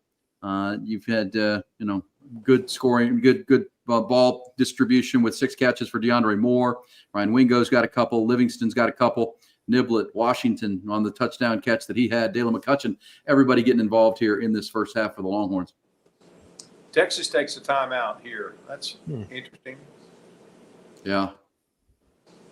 Coach PK saw something he wanted to look at here. Hey, guys, does Steve's son ever get to play? I never see him in a game yet. You might see him in this game. This could be Thanks for the super chat, Terrence. Yeah, I hope we'll get to see him. Could be a Brady Sarkisian game. Yes. Might get to see everybody on your Looks program. Like they're gonna run one play. Like I said, I expect it to be a quick hitting play. I think they put a little time on the clock, at least a second. Yeah, 8 seconds now on the clock. So they've got so that's enough time to run a play and call a timeout. Yeah, they have a timeout, so they can really use the whole field here if they do it quickly. Yeah. So, but you got to feel like if you're the Longhorns, you're waiting to jump something here. They don't have a lot of time to let something go down the field and get the timeout called. Yeah, I was expecting to see an out. I thought it'd be a little further than 2 yards. Yeah, and it was thrown in the dirt, and it's going to be incomplete, and it's going to be 4th and 4. Now Coach Longo's got to make a plan here. Not in field goal range. Might just heave one. We'll see. We saw Nebraska hit one of those. Before they half against Michigan. They lost the game, but they did hit Hail Mary at the end of the first half. Dylan Raiola earlier today. Michigan won that ball game, though.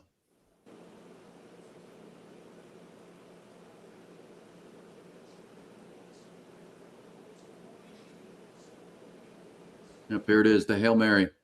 Interception. Lonnie McDonald high pointed that ball. That was like his old basketball days. He went up and got it. Wow. That guy's some kind of athlete, man. He can get it off the ground. Wow, he's amazing. All right, Longhorns end the half strongly. Their first turnover of the game comes on the Hail Mary. That wasn't even going to get to the end zone, but 31-0, guys. So, Coach, pretty good. Pretty good. That's something, and Coach Sark will be talking before the half. I'm sure he's pretty happy. Yeah, 361 yards of offense. We gave up 50 yards. Like I said, exactly what we needed, exactly what I thought would happen. You can't put too much into this game, of course. You can't put too much into the half, but it is good for us. I just think that we just need to build a confidence and kind of get some swagger back. And, I don't think Arch has – he's got maybe 6 or 8 more minutes on the play clock to play, and I imagine that'll be it for him, especially if we score on the opening drive. Yeah, Sark just said, if you were listening on the way to the huddle about the emotion of Art, said he got his swagger back a little bit. We needed that, and the fun was back in number 16 in that first half. And I agree with you, Coach and Jeff. I mean, there's maybe a series in the second half, up 31-0, and your opponent hasn't even gotten over 50 yards of offense. You might want to get Matthew Caldwell and maybe even a couple other quarterbacks some work in this second half, because you never know when you might need those guys too. I don't know. You do, but I don't know. If I'm Sark, I just kind of got to feel how it goes. If you go, you get the ball to start the second half. If you go down and put it in, then that's probably it. Probably all you need to see of Arch tonight. I think I would like to see him in 2 more drives. Okay. Yeah. Personally. Because it's not like, yes, he's played 3 full games, but this is the more confidence he can get, the more success he can have today, the better off it's going to be for his future. Yeah, and the Horns. You don't want to pull him too quick. You don't want to run up the score, but you don't want to pull him too quick. And I think Longo knows that. Yeah, I agree with you on that. And Arch with a great first half, 14-17, 213, the passer rating, almost 214. He's got 227 and then 2 rushing touchdowns and a throwing touchdown. So that's the kind of half you're looking for out of your starting quarterback. I'd also say, you do have to give Matthew Caldwell some reps here at some point. I think that's part of the plan for the Longhorns. But yes, continuing to build Arch Manning's momentum. His confidence is, huge for this football team headed into the second half. And they will get the ball coming out of half. Texas, for the first time this year, the Longhorns had lost the toss 3 times in their first 3 games, finally won a toss, and they deferred. So they'll get the ball after forcing Sam Houston State to get a 3-and-out. Maybe that was a good sign, Coach, when they won the toss for the first time, that there was going to be a good no kidding. Yeah, maybe that'll be a foresight of things to come. Yeah, sorry, I just want to address this real quick. So a lot of, not a lot, but some talk in the chat that, hey, this is fool's gold. Take it easy at Sam Houston. Look, I'm not going to sit here and say that this offense has everything figured out, that they're ready to go play for the SEC championship tomorrow. But, Coach, like we've been saying, last week was so bad that this needed to be a palate cleanser. I don't know if it's politically correct to call anything a slump buster anymore, but that's what you need. Like, you just need it. You need to go into the bye week with something to feel like, okay, like this group just needed some confidence. And that, to me, the numbers are going to be what they're going to be, but the fact that they're going out and they're executing plays and they're feeling good about themselves, it's not an overconfidence thing. It's just, hey, they go into the bye week, getting that taste from last week out of their mouth, and now you get to just completely re-rack it and get ready for SEC play. Ernest with a well-said thing. Step in the right direction. That's really all you can call it right now, and that's what it was. But, because the alternative, Coach, if we would have been a rough first half and sloppy, where the panic meter would have been in Longhorn Nation. So you got to take what you got, take 361 total yards and a balanced attack. and a step in the right direction is, I think, the right way to put it. Got to tell you guys, I had a great time this afternoon. At a reunion at Abilene Christian with my teammates from the 80s. And oh, wow. Oh, cool. I also coached later on in the 80s, came back and got to see some guys I coached. One of them being a young man named John Layfield. Yeah. Later became JBL in WWF. He's in the WWF Hall of Fame. And he was a heel. They call him a heel, so he was a bad guy. But he was an interesting character. I got to tell a story to all the several hundred people that were there. A story about John. We had a kicker right before halftime. He called timeout himself. We were trying to kick a halftime, kick a field goal to go up before halftime. It was going to be a long field goal. He called timeout, and he came over to the sidelines. And I'm like, "Did you just ice yourself? What are you doing?" And Layfield chased him over to the sidelines. And I said, the kicker said, "Coach, I don't think I can make this field goal. I don't want to hurt my average." And Layfield grabbed him by his shoulder pads and dragged him back out on the field. Of course, he missed the field goal. But that night in the dorm, it was a 3-story dorm, John Layfield, JBL, stuffed this guy in a trash can and rolled him down 3 flights of stairs. And that became the beginning of Dennis Trash Can Brown, our kicker.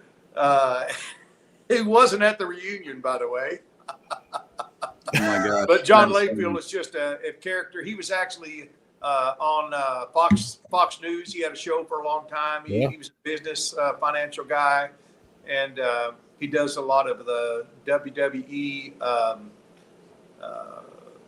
color commentary now. But he's quite a character. I got a picture taken with my 2 starting offensive tackles I coached that year. One of them 6'9", awesome. And Layfield 6'6".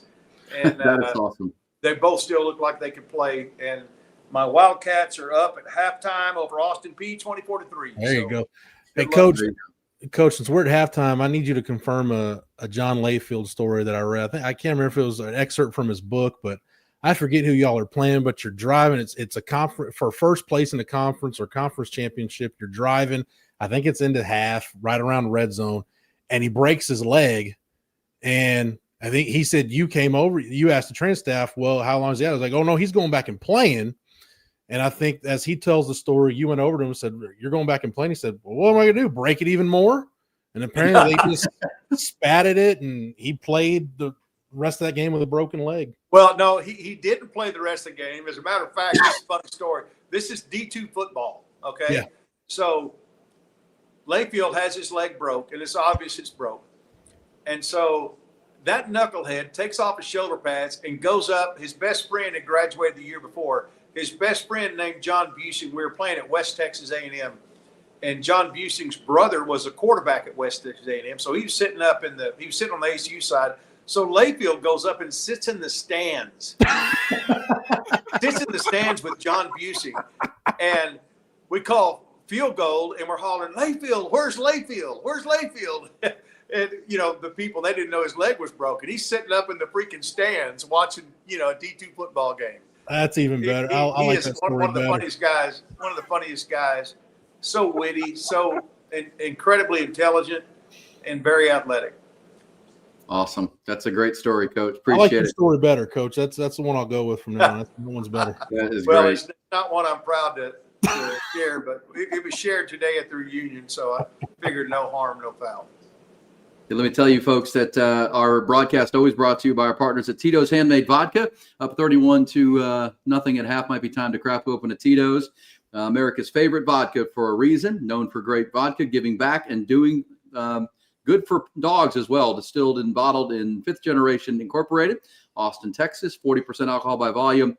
Savor responsibly.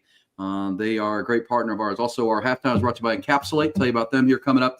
Texas up 31-0 over the Sam Houston Bearkats. An overmatched Bearkats team. Longhorns pitched the shutout, 361 yards to 50 yards in the first half. Arch Manning. And one of the things, Coach, I was talking about in that first half is just the ball distribution. Seems like everybody got to eat a little bit. Jared, you had 5-6 different running backs with carries. You had a bunch of receptions across the board. Everyone was involved, and Sark called it a good rhythm going off the field. I have to feel good about that. It was a bunch of different players around Arch Manning playing well. Yeah. Hey, speaking of Tito, I may have told you guys I got to go on a fishing trip with Tito to Alaska this summer. Oh wow! And, yeah, he's a UT grad, incredible guy. His name is actually Tito Beveridge. Yeah. His last name is Beveridge. People don't believe that when you tell them. He lived in San Antonio and had a nanny that called him. His name was Bert Beveridge. Called him Bertito.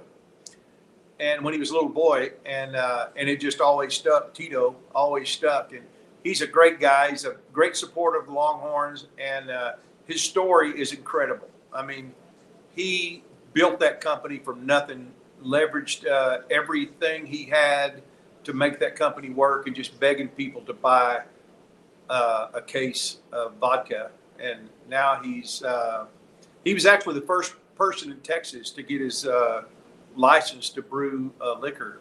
I guess you brew liquor.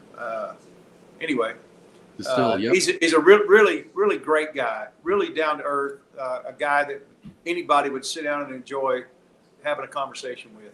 Appreciate You're right about that. And he's such his company is, the number one vodka in the world, but at the same time, he is such a giver. There's so much philanthropic work that they do at Tito, and always giving back, and one of those great Central Texas and Texas success stories in Tito Beverage. There's no doubt about it. Scott saying doing some happy drinking tonight. That is right. Yeah, Scott. Raise a glass to Tito Beverage and our good friends at Tito's. We appreciate them. All right, there's Rod Babers. I'm going to take a quick time out, guys, and I'll be back. Rod, say hi to Coach. Coach is at his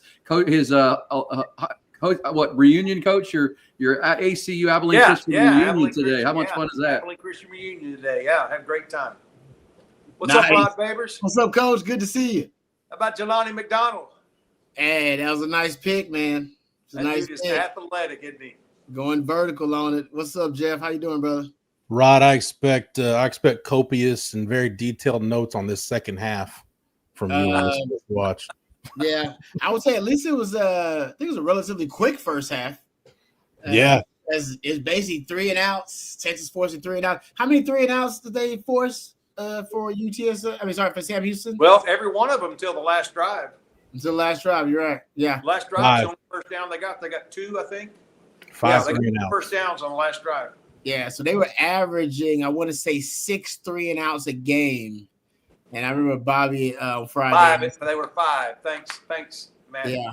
Bobby asking like how many would they have? I think I said they'd have 7. So I'm way under. Like they're gonna have more than 7. Well, it depends on how some of the second string and third string guys, when they put those guys in, how they perform as well. But that Texas defense, that was a dominant first half. Hey, bunch formation. Hey, I know they targets to bunch. You guys know I've been talking about it, and some of their biggest plays. I wrote it in my notes right here. Boom. I appreciate that. Yep. Targets to bunch formation. Targets to bunch. That it's like 2 or 3 targets to bunch early on in the game that worked out well for him. Yeah, I mean, Sark, I thought early on made it a priority of that first drive to pull out some of his most successful staple concepts, his core concepts, and use them all at one time. And we saw the screen game early on. We saw targets to bunch early on. We saw a lot of motion early on with Sark. Even saw the reverse in the first half. Usually he saves the reverses for the second half. So I think Sark understood he wanted this team to come out and gain confidence early. He even tried to take a shot early. Like that first play was a shot play. Mm-hmm. Yeah. And he wanted to check it down. Like that was a shot. We were talking about, is Sark going to come out and try to get this young man into a rhythm and get him some easy completions? And what did Sark do? Nah, I'm going to come out and take a shot. Like I said, I love he's head coach. It's exactly. It's in his nature. Like you cannot change who he fundamentally is as a coach. He'd rather take a shot.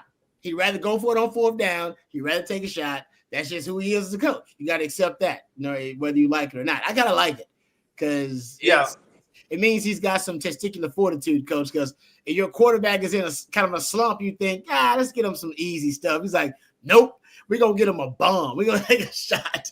Like that's smart. That's why I honestly I respect the man. I do. Rod, we were talking earlier. Who are some of the guys you're looking forward to seeing in the second half that are going to get some playing time we hadn't seen much from? I know we saw him, but man, that little bit you saw him, James Simon, look good. Where is he at? Let me look at it. Yeah, look at it. Was he 7.5 yards? 7.5 yards a carry. Like that. Yeah, there is something there. There's no doubt with that young man. How about some of those freshman receivers? Yeah, it would be good to see, Khalil Lockett, Jamie French. I know Dalen McCutcheon has already shown up. He's definitely the one that's separated of that group. But it'd be good to see them on defense, man. It'd be good to see some of those young guys. Cade Phillips, would love to see some more of him. Would love to see some more of those. I mean, I don't know if you're going to get Jonah Williams in this game, but that's another guy. It'd be great to see something from him. So Justice Terry is another guy, I'd love to see in this game. We hadn't seen a lot of him early on. So, man, there's just so many players. I don't think I can list them all, but that's just a few of the guys that I expect with a 31-0 lead already at halftime.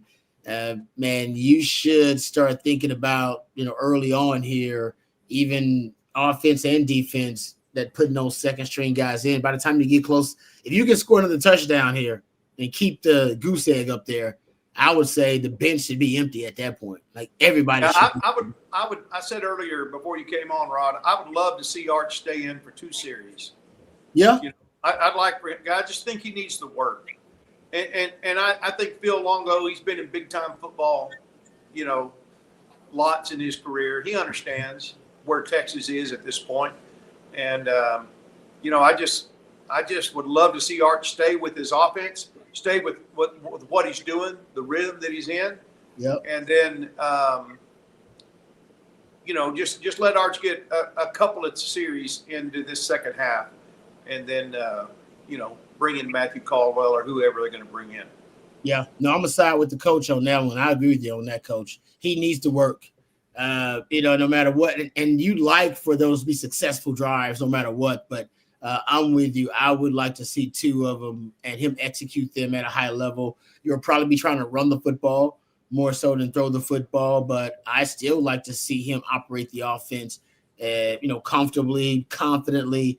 And you want to get him more confidence going into the bye week. I know he's played well. He's made a lot of good plays, but if I'm sorry, I'd like to see him a couple of more times. I'm with you on that, Coach. All right. Hey, I'm heading out, guys. Y'all have Thanks, good calls. Coach. Second Good half. to see you. Great Thanks, stuff Coach. as always. Hey, let me tell you real quick, guys. Halftime is brought to you by Encapsulate, the 6 mushroom blend. I met these guys at SEC Media Days back in July and really have taken to the product, and I think you will too. Encapsulate, made from 100% of the fruiting body extracts of 6 different mushrooms. They're dual extracted to ensure the most vital nutrients and benefits are included. I take it in the morning on an empty stomach ahead of going to work, and does wonders, reduces inflammation. I feel better, increases my energy, mental focus as well. Eliminate my need for morning coffee most mornings, that's for sure. It's Encapsulate, third-party tested. It's safe to consume daily. Available at Amazon at encapsulateusa.com. It's encapsulateusa.com. Enter that website. When you go there, enter the promo code EHOGAN. They're going to give you 10% off your first order. And again, met these guys at SEC Media Days and really, really like the product. Taking it every morning. Encapsulateusa.com is where you're going to find them and learn more. I promise you, Ted, it's worth your time. Good stuff right there. And it's not the psychedelic mushrooms, I promise you. It's good for you. The healthy part for sure. Balanced offense for Texas, 61 total yards. And maybe a girl broke up with Arch the day before OSU. Took him 3 weeks to get over it. It can happen. That can happen. No, it's not that, guys. This is the slump buster. Yes, it is. Like Sam used to say, if anybody could pull Arch out of the kind of the valley of the ineptitude that he was in, this would be the game. Like, if this is the worst pass defense they will play all season or have played all season. It doesn't get worse than Sam Houston State. Maybe in a couple seasons, Rod. They're 133rd out of 136 teams in pass defense, so they're really bad. So him performing at this level, is not a shock or a surprise to me. I said this should happen. And if it didn't happen, that's when you press the panic button. No need to press the panic button. He looks great versus Sam Houston State. As well he should. I mean, like I said, I don't think he will face a worse pass defense, guys, or has faced a worse pass defense all season. And you're right. Maybe Mississippi State or ULM were that bad last year. I don't know. I didn't go back and compare the two. Yeah. It's rough. Now, the panic button may be getting pushed at Florida, as the super chat says, because Rod, they're at the half. They're losing to Miami 13-0. DJ Lagway is 6 for 12 for 28 yards. Their leading rusher has 3 yards. 6 yards, I should say. They have 35 total yards at half. I saw in the chat. I haven't looked, but apparently Jaden Ball got hurt in that game. He did. Yeah. Well, I don't, because he's only got one carry. He only had one carry in the first half, and Miami is just dominating them right now. And so we'll see. I mean, Texas is going to head into their bye week on a win and feeling good at 3-1. Florida could be headed to a 1-3 start, and who knows what happens at Florida as far as in this performance. And Miami is going to take it to the house on the first play of the second half, essentially, and they're going to be up 20-0. They went for it on a fourth and a yard and scored a touchdown down in South Florida. So that's where game day was today, ESPN game day, and the route is on. It's 20-0 Miami. Yeah, no, I expected that. Florida's going to be in shambles when Texas faces them. I mean, they may be trying to rally about that time, or you may get that the coach has lost the locker room at that point. I'm not sure what you're going to get from Florida, honestly. And in Texas, it shouldn't be about that. It should be about them, going on the road, taking care of business, what travels on the road, that defense. Hopefully Arch continues to, improve and we see no regression. Especially after the bye week, you're completely healthy, or at least as healthy as you can be. But yeah, I don't know what you're going to get from Florida. I have no idea. I really don't. Yeah, it's not good. Actually, that touchdown came off the board. They called him. His momentum was stopped, so it's just a first down, but they do have the ball. Longhorns have the ball to start this second half. They did win the coin toss for the first time, so they deferred, and here they are. And we'll see. Coach said 2 series for Arch Manning. Maybe we'll see if they go down and score on this like they have pretty much every other drive. Maybe that's it, but we'll see. I as you said, Jeff, as much confidence you can build in this young guy is the better for right now. Look, can we just get a running back to break a 20-plus yard run? Because I need CJ to come up with a new money stat. Like Texas hadn't had a running back break a 20-plus yard run since Jaden Blue in the Clemson game last year. So need a running back to get a 20-plus yard run before this night's over. I think that says a lot about your stable of backs, though. Because and who was it that did it? Was it Gibson? Who was it? Blue. Jaden Blue against Clemson. Yeah, so I think it says a lot about your stable, right? Jaden Blue. Trey Wisner's out there, and he's a very explosive back for you, too. You don't have those guys right now. There's going to be a flag. That's another penalty on Texas. That's a false start. So it's going to be not a great way to start this. Trevor Gooseby that time. See if the Longhorns can make that up. It's come pretty easy. The Longhorns have had, almost 15 explosive plays in this game so far. Crazy. And last game against UTEP had more explosive plays than Texas. Yeah. Yeah, we're about to get a chunk right here. Oh, that was a nice one. That was nice. That's a nice throw. Uh-oh. Oh, no. Got 2nd and 3 now after the penalty.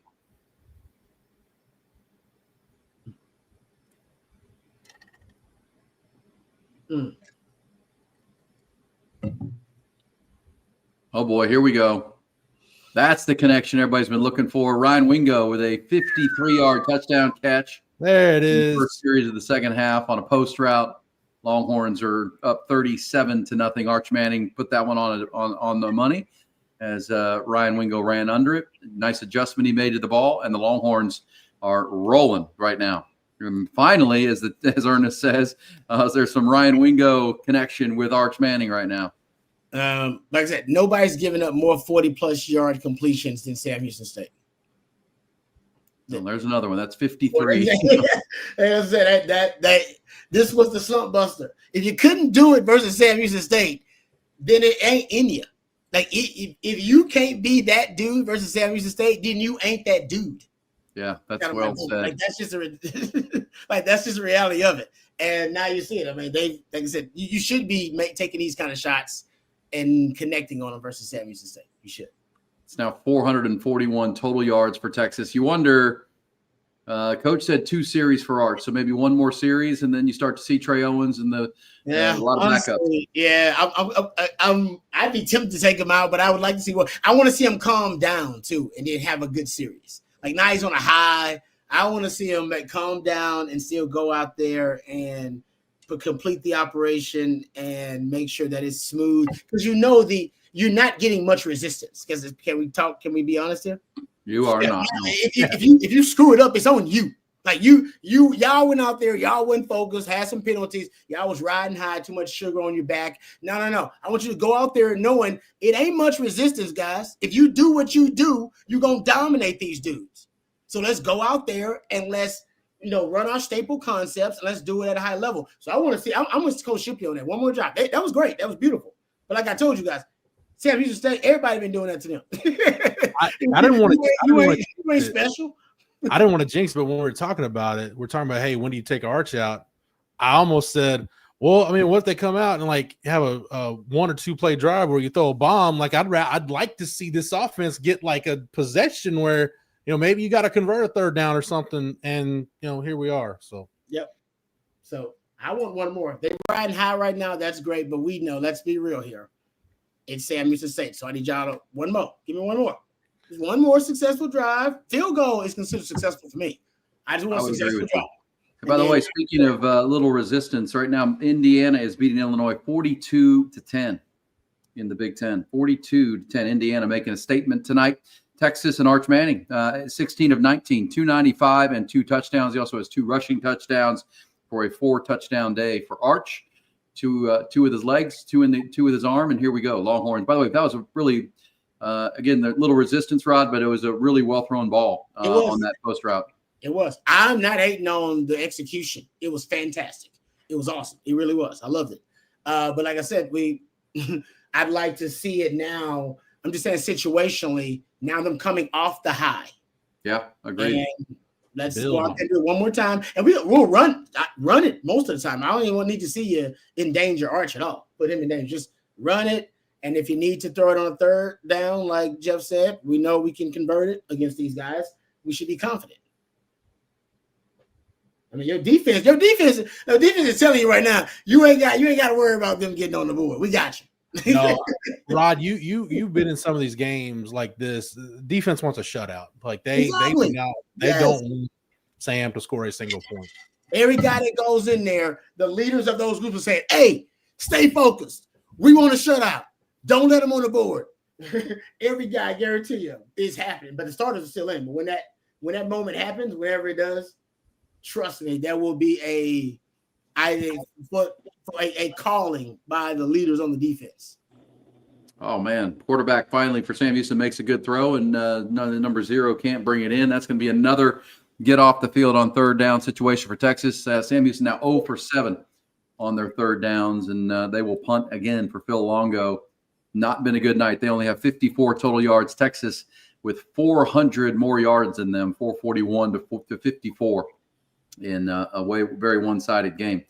By the way, Florida did get off the field after they looked like they gave up a touchdown, so they are now still 13-0, 2 scores down, but they haven't moved the ball yet. So weird formation on a punt this time for them. That's going to get a flag, I think. I don't know that that's a legal formation. We'll see. Ryan Niblett bringing it back out near the 30-yard line. Houston, legal formation for Sam Houston State. I was looking at that thing. Good job, E. You called that one.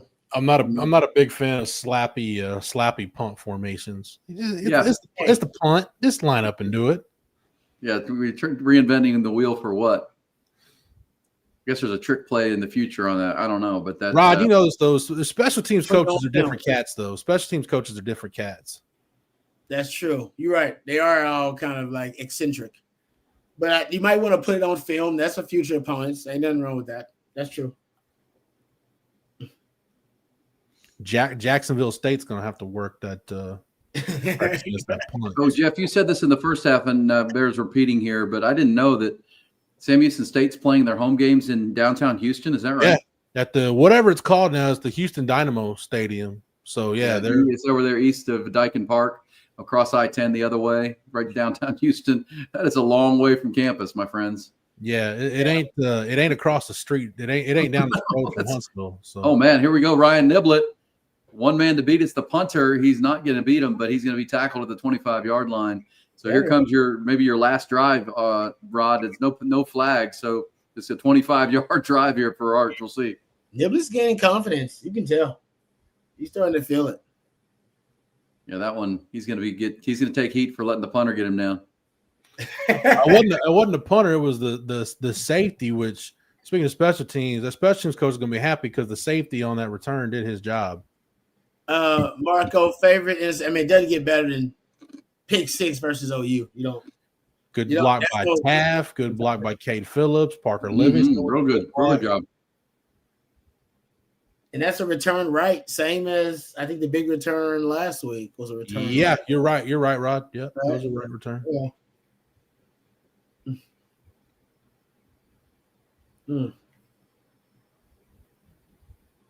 All right. Like, can you just have Arch snap a throw off just to get him a 300-yard game? Like, yeah, I think that's yeah. Get him out of there. No, I'm with you. Do it. Whatever will help his confidence. Do it. Yep. Leave on the Wingo throw was a good one. Because they could probably just run this in. That's kind of what I'm thinking. Just let him. I don't need him to throw it. I just need him to engineer the drive. That's it. I don't need him to throw it. Just engineer the drive. One more. Calm, cool, and collected. They tried it. They're trying. Yeah. They're trying to get it for him. How about Arch 11 for 11 since a 5 for 8 start? Remember he had 11 incompletions in a row last week. He's got 11 completions in a row in this ball game. Exactly. There it is. Yeah. All right. There you go. 13-yard touchdown pass to Ryan Wingo. How about that, guys? And go off on that. Go to the bench now at 45-0. You're covering the Vegas line, and you now have Ryan Wingo and Arch Manning with a couple of touchdowns together in this game. And Ryan Wingo now over 90 yards receiving and 2 touchdowns in this game. Something that you needed to happen. You needed that connection to right to start to be fruitful and productive for you because it hadn't so far this season, really. And over on the other sidelines, Phil Longo is starting to say, running clock. Can we do running clock? Let's go running clock. Okay. Anyone? 44-0 Texas with 10:46 to go in the third quarter. So I think I had 42-0. So my score prediction is done and out the window. I had 38-0. So I'm done. Yeah. You might get to 60. I don't know. You might get to it. I don't know what Matthew Caldwell is going to be doing, but you might get to it. Yeah, that's probably it for Arch Manning. We'll see if it is. It's a great night. But I think I had 51-10 or 50. No, I had 51-0 because I know I had Texas pitching a shutout in this that's game. Good. 51 is good. That means you might hit it. I don't know. I know Bobby Burton had 56-0. Some weird. Basically for you said how much? What'd you say you had? 51-0. So they got a touchdown and missed extra point or 2 field goals. Yeah, I thought them field goals up in here. We did get one Mason Shipley field goal, so get 4. Yeah, I don't know. Not just weird. It was yapping. And 51 sounds good. No, yeah. Trust me, I remember those. I remember that. Yeah, it does. At the time, it does sound good in your head. I didn't do the math in my head. You don't do math when you're live on radio. You know that. You don't do math. You just spit out some numbers. How about that safety at the end of the Oklahoma-Auburn game today that put that game over the number? If you were gambling on it, how about that's crazy? Yeah, exactly. That's why I don't gamble. Yeah, 10 sacks today. That's the Florida game. Florida's in a spot, but Oklahoma, they don't run the ball yet. But at the same time, 10 sacks of Jackson Arnold. That's going to be that game in 3 weeks is going to be a really, really good one. This says, did y'all see the exchange between Sark and Arch right before the commercials? I did not. I did not. What was it? Yeah, just Sark had his arm around Arch, told him something. Arch got pumped up, People are gonna be, oh man, he pushed Sark, but Arch was excited about something. Whatever Sark told him, got him pumped up. Should be. No, this game is all about confidence and Arch feeling like we all know the top priority coming out of this game. Arch feeling good. Arch on fire. Arch with confidence. That's what matters most coming out of this game. That's not a lot you can achieve versus Sam Houston State. Let's be honest here, guys, right? Like, as a team, like honestly, you do better off practicing against yourself and your own roster.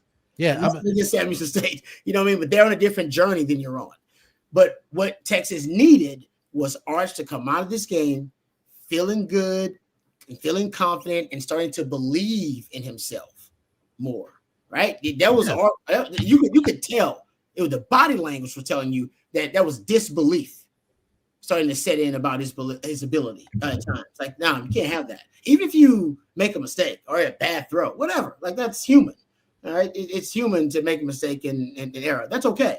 That's not an indictment on you as a player and your skills, right? You still got to believe at all times, have that Case McCoy irrational confidence that no matter what happens, you're going to go out there and ball out. And he was like, why is Case McCoy so damn confident? Because that's no matter what happens, you have to have that confidence about yourself. Agreed.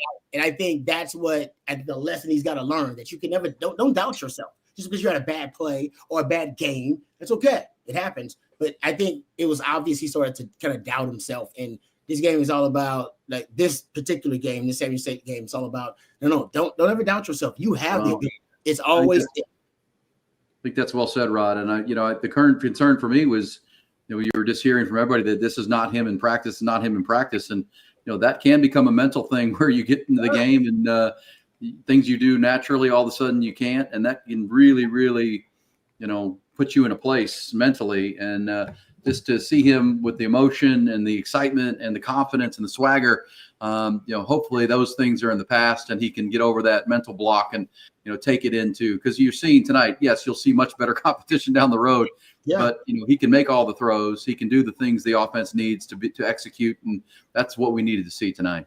Yep. I totally agree. Like I said, he's having fun.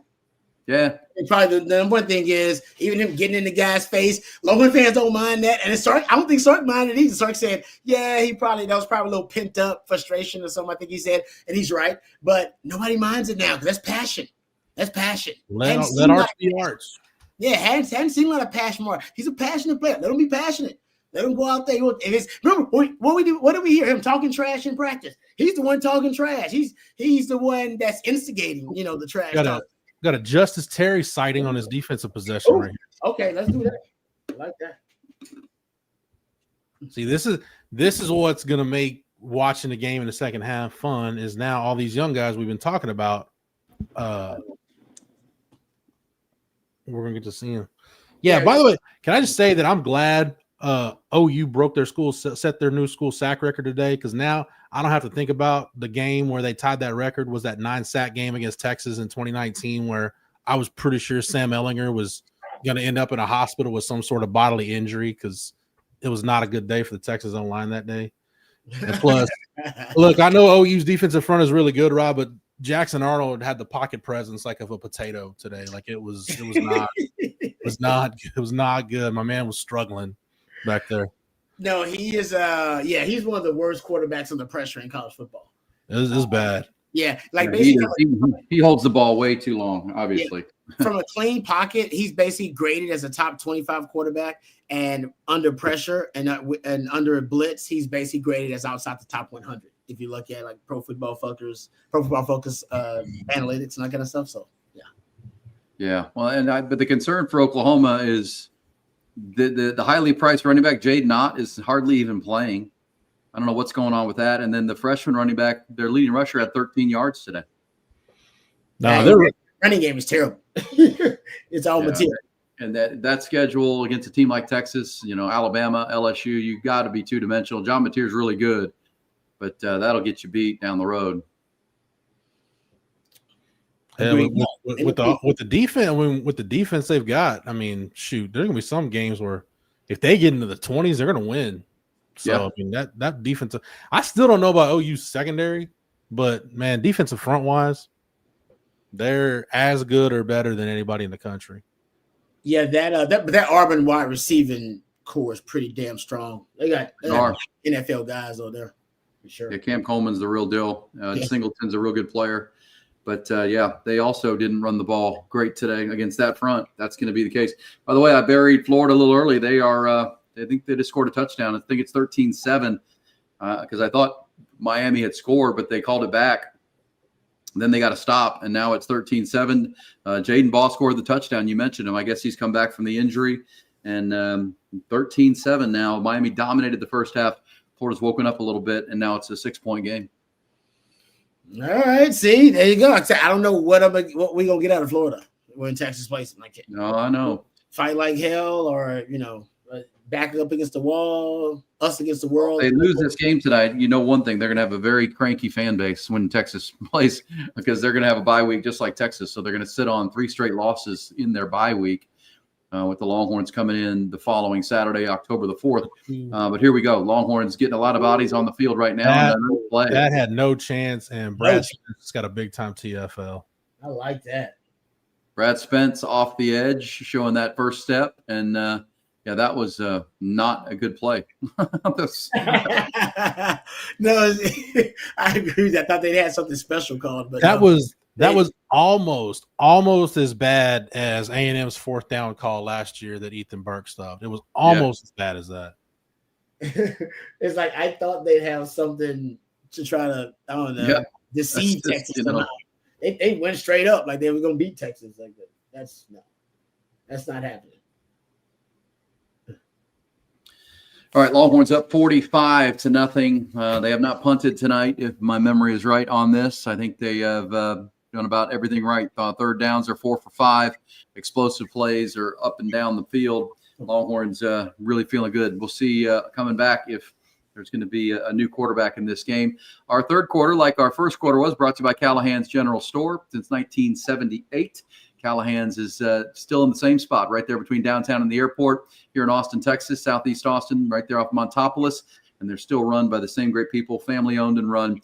Everything you need. I go over there a lot for my yard. I've got a house with a yard. I like to keep it going and looking good. And they have all the not just the products you want to make your yard look great year round, but also the people that help you guide you right to the right products. And I don't know much. So, hey, how do I apply this? How much do I put down? What time of year should I be putting what? And you do that like I do once a month or so.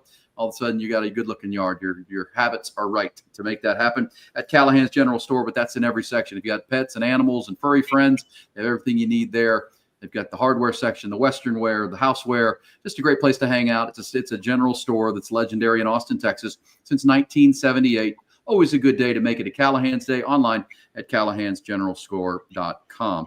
All right, we'll keep posted on the other scores around. Also, remember the post-game show coming up afterwards with obviously Rod and Bobby and the crew.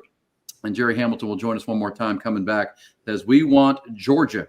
Well, Georgia, if you already start looking to next week when the Longhorns are on their bye week, guys, you've got Georgia, Alabama next weekend and the Oregon-Penn State game. We'll highlight the schedule next week. Yeah, that's good. That's good. So 2 huge games while the Longhorns are idle will be coming down the pike next week. And then obviously the following week, Texas, Florida will be one of the signature games. So that's you always like to look on your bye week, and the Ryder Cup will be going on. Baseball's playoffs will get going, and you'll have two really, really big college football games at least across the board. So Longhorns coming back. Matthew Caldwell time. There he is, and it's Jerry Hamilton time, right on time. Ooh, Arch, yeah, that's a nice stat line right there. Time to go out, yeah. Matthew Caldwell, baby.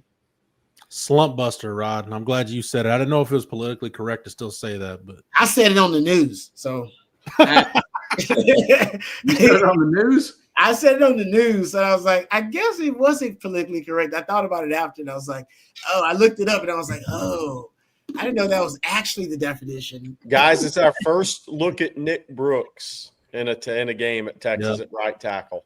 Guys, I'm going to drop out. I'm going to let y'all take it home. We got grades coming up tomorrow and plenty of stuff. See you, Jeff. I'll tell you, Florida lost one of their best DBs.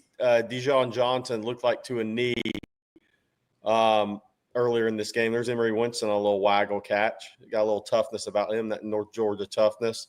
So Florida I was watching some of that while watching Texas at the same time, and Lagway's still inaccurate. But Georgia Carson Beck, the old Georgia Carson Beck, showing up tonight a little bit. But Dijon Johnson, if he's out, that's a key injury for Florida and their secondary guys if he's out for an extended period of time. But Nick Brooks, number 71 at right tackle, his first action as a Texas Longhorn. Like it, yeah. This is what you mentioned Amari Winston, Jerry. That guy's got a big base. That's a big boy, man. He does. Yeah, he does. He has a big base. See what they dial up here. Khalil Lockett in at a wide receiver at the top of the screen. Yeah, this is get the second and third guys onto the field, including Matthew Caldwell, the Troy transfer. Pretty clear now he has established himself as the backup quarterback at Texas. Is it still KJ Lacey taking 3 reps? I don't know, but we'll see. But I think it has been, yeah. It's a nice play. But that doesn't mean it would be in this game, to be clear. Mm-hmm. Yeah. Jarrett Gibson, who is off to the big start. He is the Longhorn leading rusher for the running backs at 53 yards on 10 carries now. Simon in there.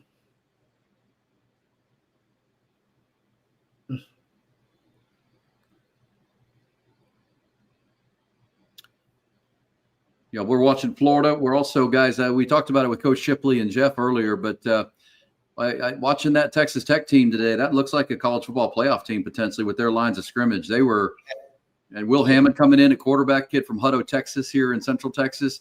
That's a good-looking I know they paid a lot for it, but it looks like they've invested well. No, they made good decisions. Utah wins the line of scrimmage in the Big 12. They did not today.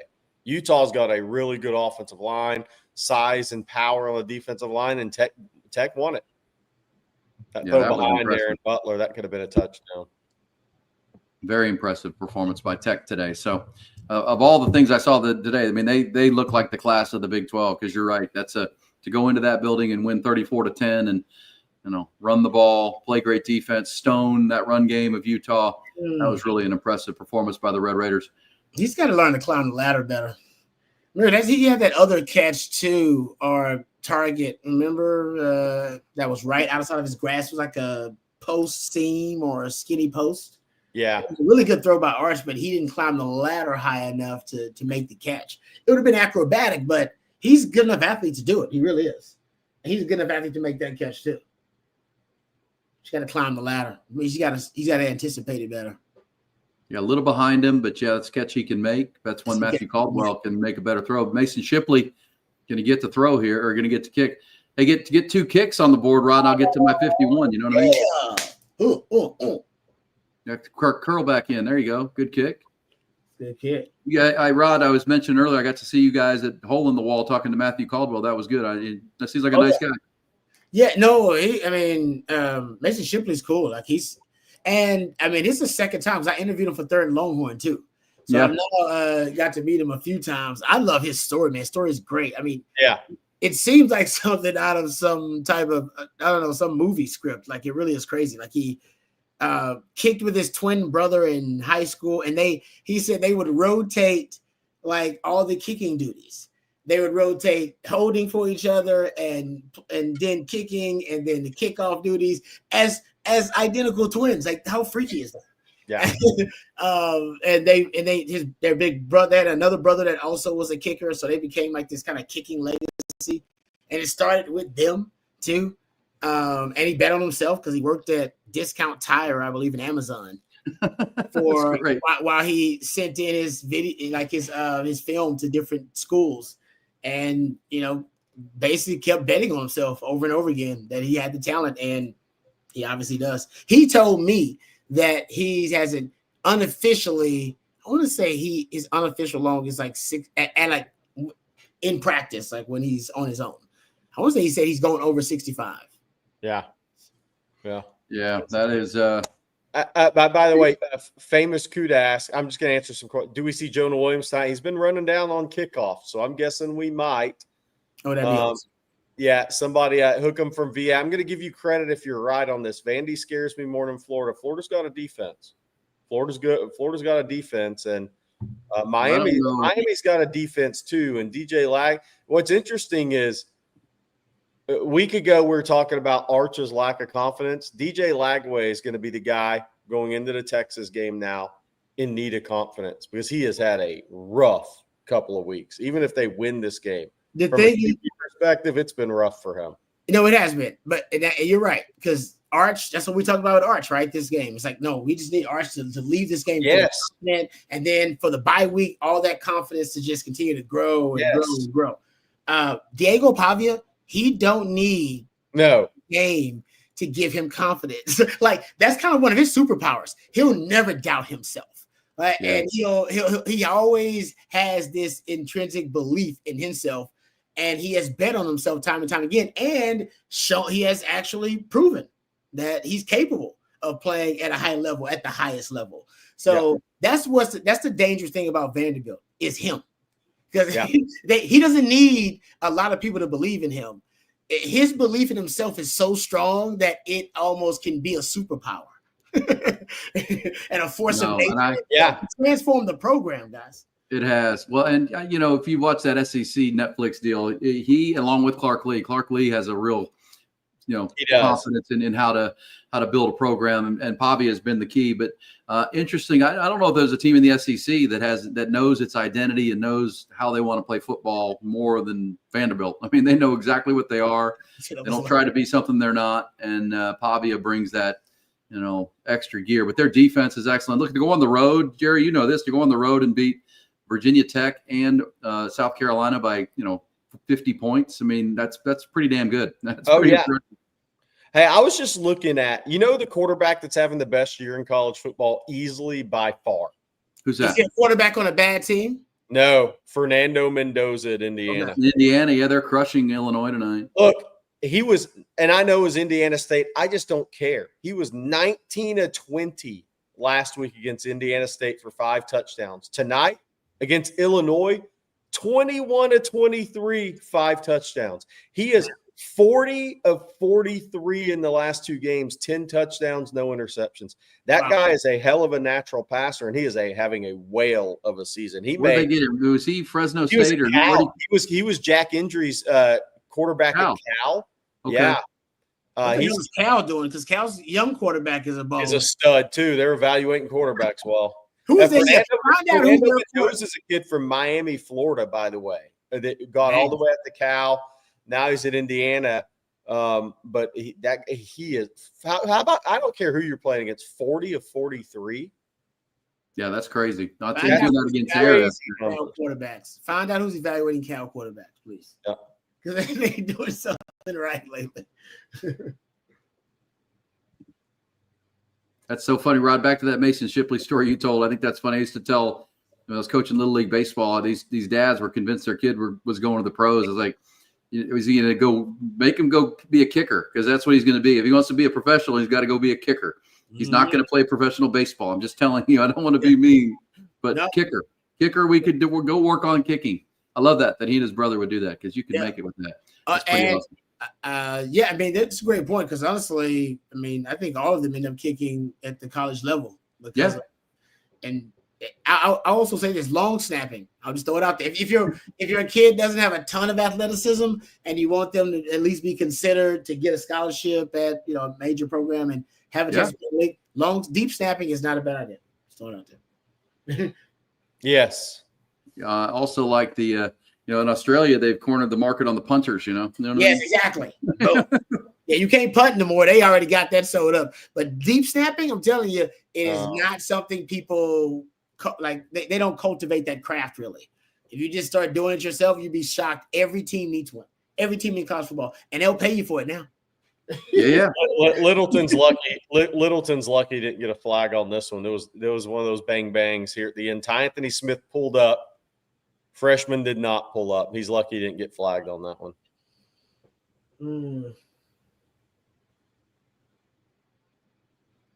I thought you just got the NASCAR out.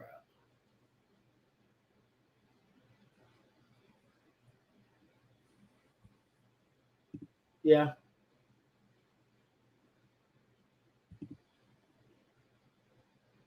All right, Longhorns up 48-0. And as you said, Rod, every guy on that sidelines is thinking about shutout, baby. The shutout, that 0 up there. That's what matters right now.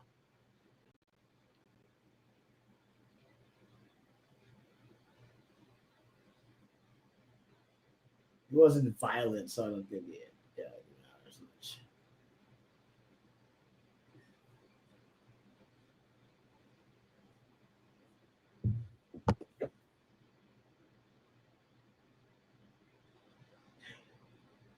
Two minutes to go now in the third quarter. Longhorns.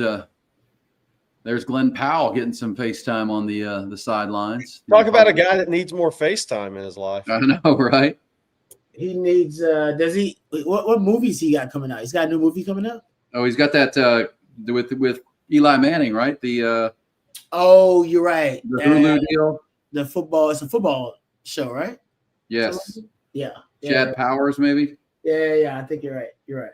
I saw a preview for it. It's like I was like, I probably won't see that, but okay. Glenn Powell making it happen. He did something to start get the crowd fired up a little bit earlier. What's the best Glenn Powell movie? Oh man, what was that? Man. He is coming out in Running Man. Good point, 57K. Well, and he was in Top Gun Maverick. Yeah, the Running Man on reboot is gonna be. I don't know. It's supposed to be pretty good. There you go. I got to tell you, watching this Florida-Miami game, watching both games, Texas offensive line is going to have to play against Florida now. Yeah, they're athletic. They are getting after Miami's offensive line. Miami's got a good offensive line. They're winning a lot of battles in pass pro against Miami. A lot. Yeah, Miami's only got 13 points, and they haven't scored in a minute here. And Florida can get off the field. They can come back and try to win this game. Longhorns up 48-zip, approaching the end of the third quarter. Now just running the football with James Simon, the freshman.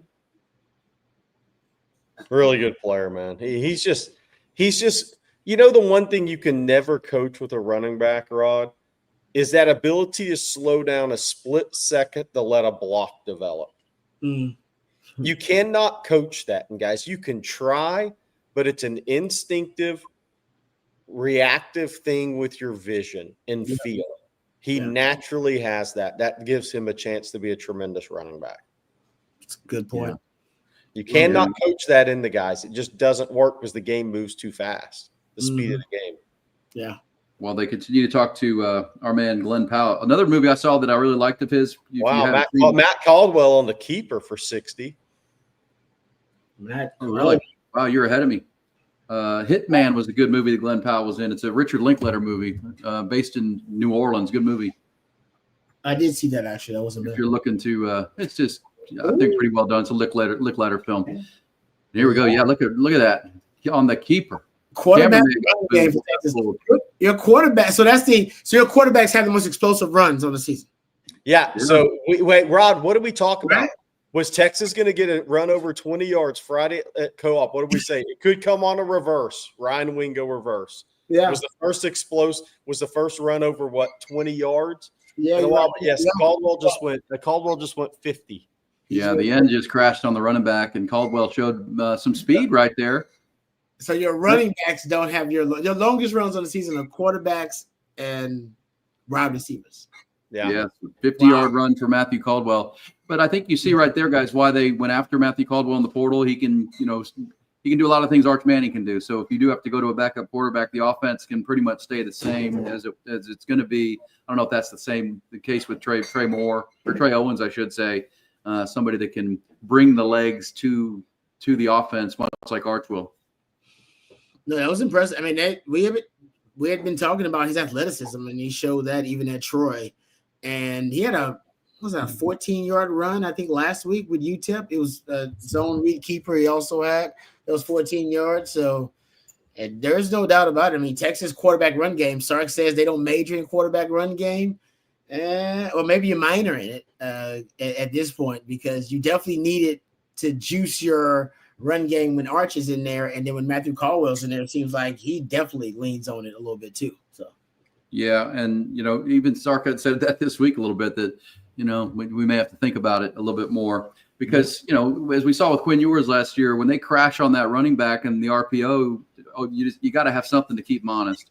Yep. You just do, and Arch and now looks like Matthew Caldwell can both do that. Matthew Caldwell, 50 yards, longest run for the Longhorns tonight. But leading rusher remains Jarrett Gibson, but only by 3 yards now with that 50-yard scamper. Oh man, if I'm Matthew Caldwell, I'm trying to be the lead rusher. I'm sorry. I'm like, you know what? I might pull a couple of these zone read keepers. Boom, round the corner, give me the lead rusher stat for my career, which maybe he's already had. I haven't looked it up, but that's rare for quarterbacks of his ilk.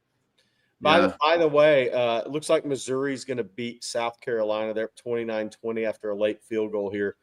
That's a pretty interesting win in the SEC because Missouri has got a pretty decent schedule in front of them. And I'm not saying they're going to the playoff, but they're definitely going to be 5-0 when Alabama comes to Columbia. So that's going to be setting up now with Missouri beating South Carolina. They got UMass next week. They win that. They're 5-0 when Alabama rolls to town. Alabama will be coming off of going to Georgia. So Missouri's going to get Alabama when they can't emotionally be up 2 weeks in a row. You don't, Rod, you've been there. You don't get emotionally up when you go play at Missouri. Mm-hmm. Not the week after playing Georgia. And Missouri's in an interesting spot coming up. No, they might have the best running back in the SEC. He's really good, man. Ahmad Hardy's legit. Yeah, he makes a lot of guys miss, and like his shake. I also, between them and Ole Miss today with their backup quarterback hammering Tulane. Ooh, that dude is scary. Yeah, Hey, Trinidad. Aaron, we talked about that. Tulane had some good wins this year. They beat Northwestern 23-3, and people can say, well, Northwestern's not good. Well, Oregon only beat them 34-13. They'd also won at Duke.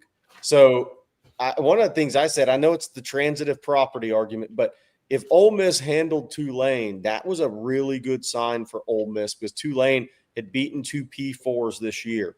Ole Miss has a little mojo on this team, and they may have the best schedule in the SEC. Yeah, exactly. So between some of this stuff is starting to play out a little bit in the SEC, and Ole Miss has a really good schedule. Missouri's got a tougher schedule, but I'm really interested to see that Missouri-Alabama game because Alabama emotionally will not be up for that game. There's no way after playing at Georgia. Getting a glimpse of the third quarter into the fourth quarter drone show that's happening down at Texas right now. Pretty cool. Nice. Yeah, I think you're right about that, Jerry. Also, obviously, the team that took it the worst today in the last 2 weeks is Arkansas with Sam Pittman losing. They were up 28-10 at Memphis, and they end up losing 32-31. That's going to be tough for Sam Pittman to survive there. You can't lose to Memphis when you're already on the ropes. I'm guessing they'll let him retire. And the question with the Arkansas job is, can they – a lot of people say, hey, get Gus Malzahn to come home. I'm not leaving SMU for Arkansas. I know SMU's struggling right now, but SMU's a better job. I can recruit better players at SMU and from Dallas than I can at Arkansas these days. So it's going to be interesting to see who Arkansas can get for that job. I think it's a really tough job right now, the way things are set up. Really tough with SMU going P4. I want to say actually, of course, completions have all been the same kind of route. It's always like a skinny post. Yeah. You guys think John Gruden's in play in the college football? I wouldn't hire him, but I'm sure somebody might. Hire who? John Gruden. Oh, I wouldn't hire John Gruden. I mean, somebody probably would, but I wouldn't. You're hearing UCLA on that already. I don't know if they've got that would be a good spot for Gruden. Okay. Like when Florida pops up, I'm like, no, Florida, don't do this. Like, no. UCLA could be good for Gruden, But you know what? If I'm Gruden, I'm looking at what's going on at North Carolina, who lost to UCF today, and saying, I'm not sure I want to go to. I'm not. How bad do I really want to coach? Do I want to go to UCLA and try to compete the Big Ten with a fan base and alumni base that really isn't going to support the program the way it has to be to compete? Not sure I go there. 5-yard touchdown run for James Simon, and the Longhorns have another touchdown on the board. One more extra point, and they'll be at 56. I believe that was 55 is where they're going to be. Didn't Bobby say 56-0 was his pick? I read that on Texas football. I had 52-13. They're over the 52. Yeah. No, they might score 60. They might get to 60 easy. They could get a pick six and get to 60 in this game too. Says, what's the mindset of Art? Thank you for the super chat, Jesse. Going into the swamp compared to Florida win versus Florida loss to Miami. I don't know that would impact his mindset. It certainly would help the fan base and what the crowd will be at the Swamp if they're able to come back and win this game. Yeah, I mean, look at that. If the fact that Florida's competed so well in this game, I actually thought they'd lose by a couple touchdowns in this game. They've competed. They've played really hard. They're good on defense. That will keep the fan base energized versus just waiting to boo when Billy Napier walks out for warm-ups. So that will be, even if they lose it tied, I think it gives the fan base a little bit. Because if it was an uglier loss tonight, if they just played poorly in Miami, if they'd lost 37-14, 37-20, something like that, I think that could have gotten really ugly right out of the gate for Napier. And keep in mind, they don't want him. Everybody wants him gone at this point. But I think that changes it a little bit. And by the way, this is Florida's first chance to hate Texas in the game, in the Swamp. And Texas is a hated team now in the SEC, Rod. So the Florida fans are going to – and it's Arch Manning coming to town. It's Arch Manning. It's a Manning. And the Mannings have a history with Steve Spurrier. They have a history in Florida. Yes. I mean, Steve Spurrier famously said Peyton Manning's coming back for his senior year so he can be a Citrus Bowl MVP for the 4th time. That was a great line. That was a great line. One of the great lines. No, it's interesting because those guys, they play for – obviously they're playing hard for Coach Napier. Hard for him. So he hasn't lost the locker room, that's for sure. That's right. Well, yeah, their quarterback that's what I was watching tonight. Is he going to lose the locker room? Their quarterback threw 5 picks last week and a pick 6, and they were only lost by 10. I mean, that's true. That's pretty good. That's a good point. Somebody's asking if Texas Florida will be a night game. That will be very interesting. Because there's Georgia. You got Georgia, Bama. So a lot of it's going to depend on where's the Georgia Bama game going to be slotted. You also have Oregon, Penn State. And I believe that's the big noon 11 o'clock game at Oregon, Penn State is already at 6:30 p.m. on NBC. Okay. Alabama, Georgia, 6:30 p.m. ABC. Yeah, Florida's probably 2:30 in the afternoon kind of game. Yeah. Oh, sorry. I'm a week behind. Sorry, I'm a week ahead. What am I thinking? Week 6 that week. I'm an idiot. You have Miami at FSU. Miami at FSU is your competing game. So that will be interesting to see which way that goes. Otherwise, I could see Texas. They're going to pick Texas, Florida night game for the TV ratings. They're going to do it. They're going to do it. Yeah, it's one of the biggest games of that weekend because it's not a great weekend of college football, as you just went through. No, it's not. It's for Miami at 7 FSU. You could do that as a 2:30 at Doak and have – boy, the state of Florida is going off that weekend. You have Miami at FSU and Texas at Florida. I bet Texas, Florida will be a night game. The Swamp is a tough place to play. There's no doubt about it. I would also say that Tuesday, the SEC has announced Tuesday night at 6, guys. They're announcing the annual games for the next 4 years that each team's going to play in the SEC, the 3 opponents. I mean, the assumption is Texas will have Oklahoma, A&M, and Arkansas for the entire run. But the SEC has announced they're not going to call them permanent games because they'll have a right to change them 4 years from now. But they'll announce that on Tuesday night, who each of the 16 teams' 3 annual games will be. That'll be kind of interesting to see Tuesday night because we'll know that for 26, 27, 28, 29, and 30, or 29. They could change it into 30 or they'll keep it as it is. But that'll be some pretty big news. That'll be for this. Of course, when they go to 9 games in the SEC starting next year, you'll have those 3 annual games plus 6 others in the conference. Somebody in the stands is telling me Jonah Williams, there he is on the 43-yard line making his debut at safety for Texas. Oh, wow. So getting Jonah Williams on the field for the first time. He'd been running down on kickoffs. There he is throwing the shoulder. Rob, that's good to see Jonah get on the field at safety because as good as this Texas defense is, he has an element of playmaking, and I hope to see it in the punt return game at some point. No offense to Ryan Niblett. I think Niblett is still leaving a lot of meat on the bone in the punt return game. I would love to see Jonah start getting the chance there. No, he's a playmaker. No matter where he is on the field, doesn't matter. I mean, he's one of those kind of guys. I'm glad he's out there. I mean, that means at least there's still a chance that later on this season you can still see more of him. Yeah. So it's Cade Phillips, Jonah, Jordan Johnson-Rubel, and Santana Wilson. Cunningham is your nickel right now. You have Myron Charles in the game. You have Josiah Sharma's monster self in the game. Bo Barnes in the game. Colton Vosick in the game. So a bunch of the freshmen. I mean, there's a lot of freshmen, not Vosick, obviously, but there's a lot of true freshmen on the field right now for Texas. By the way, that last play, they went over 100 yards of total offense, Sam Houston, and that 15-yard penalty on Brad Spence, unfortunate. Good defense, just grabbed the face mask, cage while making a play, just incidental. But 55-0, Texas, 578 yards of total offense to 106 right now for the Longhorns. That's domination. Yeah, But and by the way, I want to pass this along.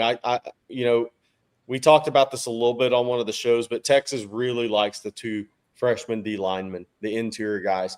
And they like Justice Terry too, don't get me wrong, but he's kind of a hybrid right now. They really like Sharma and Charles long term. They think both those guys are going to be real players at Texas. Sharma, he just fills up your TV screen. Yes. What a monster. He's a big dude for Lance 18 years Jackson old. over the ball on this NASCAR rod. I love they bump him inside. Oh, there's a punt down the field. Santana Wilson with the coverage.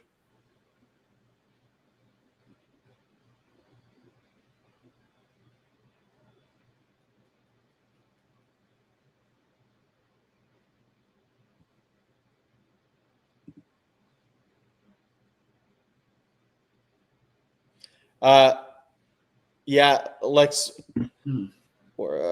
Marie, lady, this is good for the recruits to see it. Like Myron Charles playing in this game is good because he is a guy that hosts James Johnson. They are friends. They grew up not far from each other. I think they may have played youth football together at some point. Derek Cooper, seeing Myron Charles, they were talking to him before the game. These kids from Florida playing. Derek Cooper seeing James Simon. You come in, you handle your business, you're going to get a chance to play. This is a really good game to have recruits at.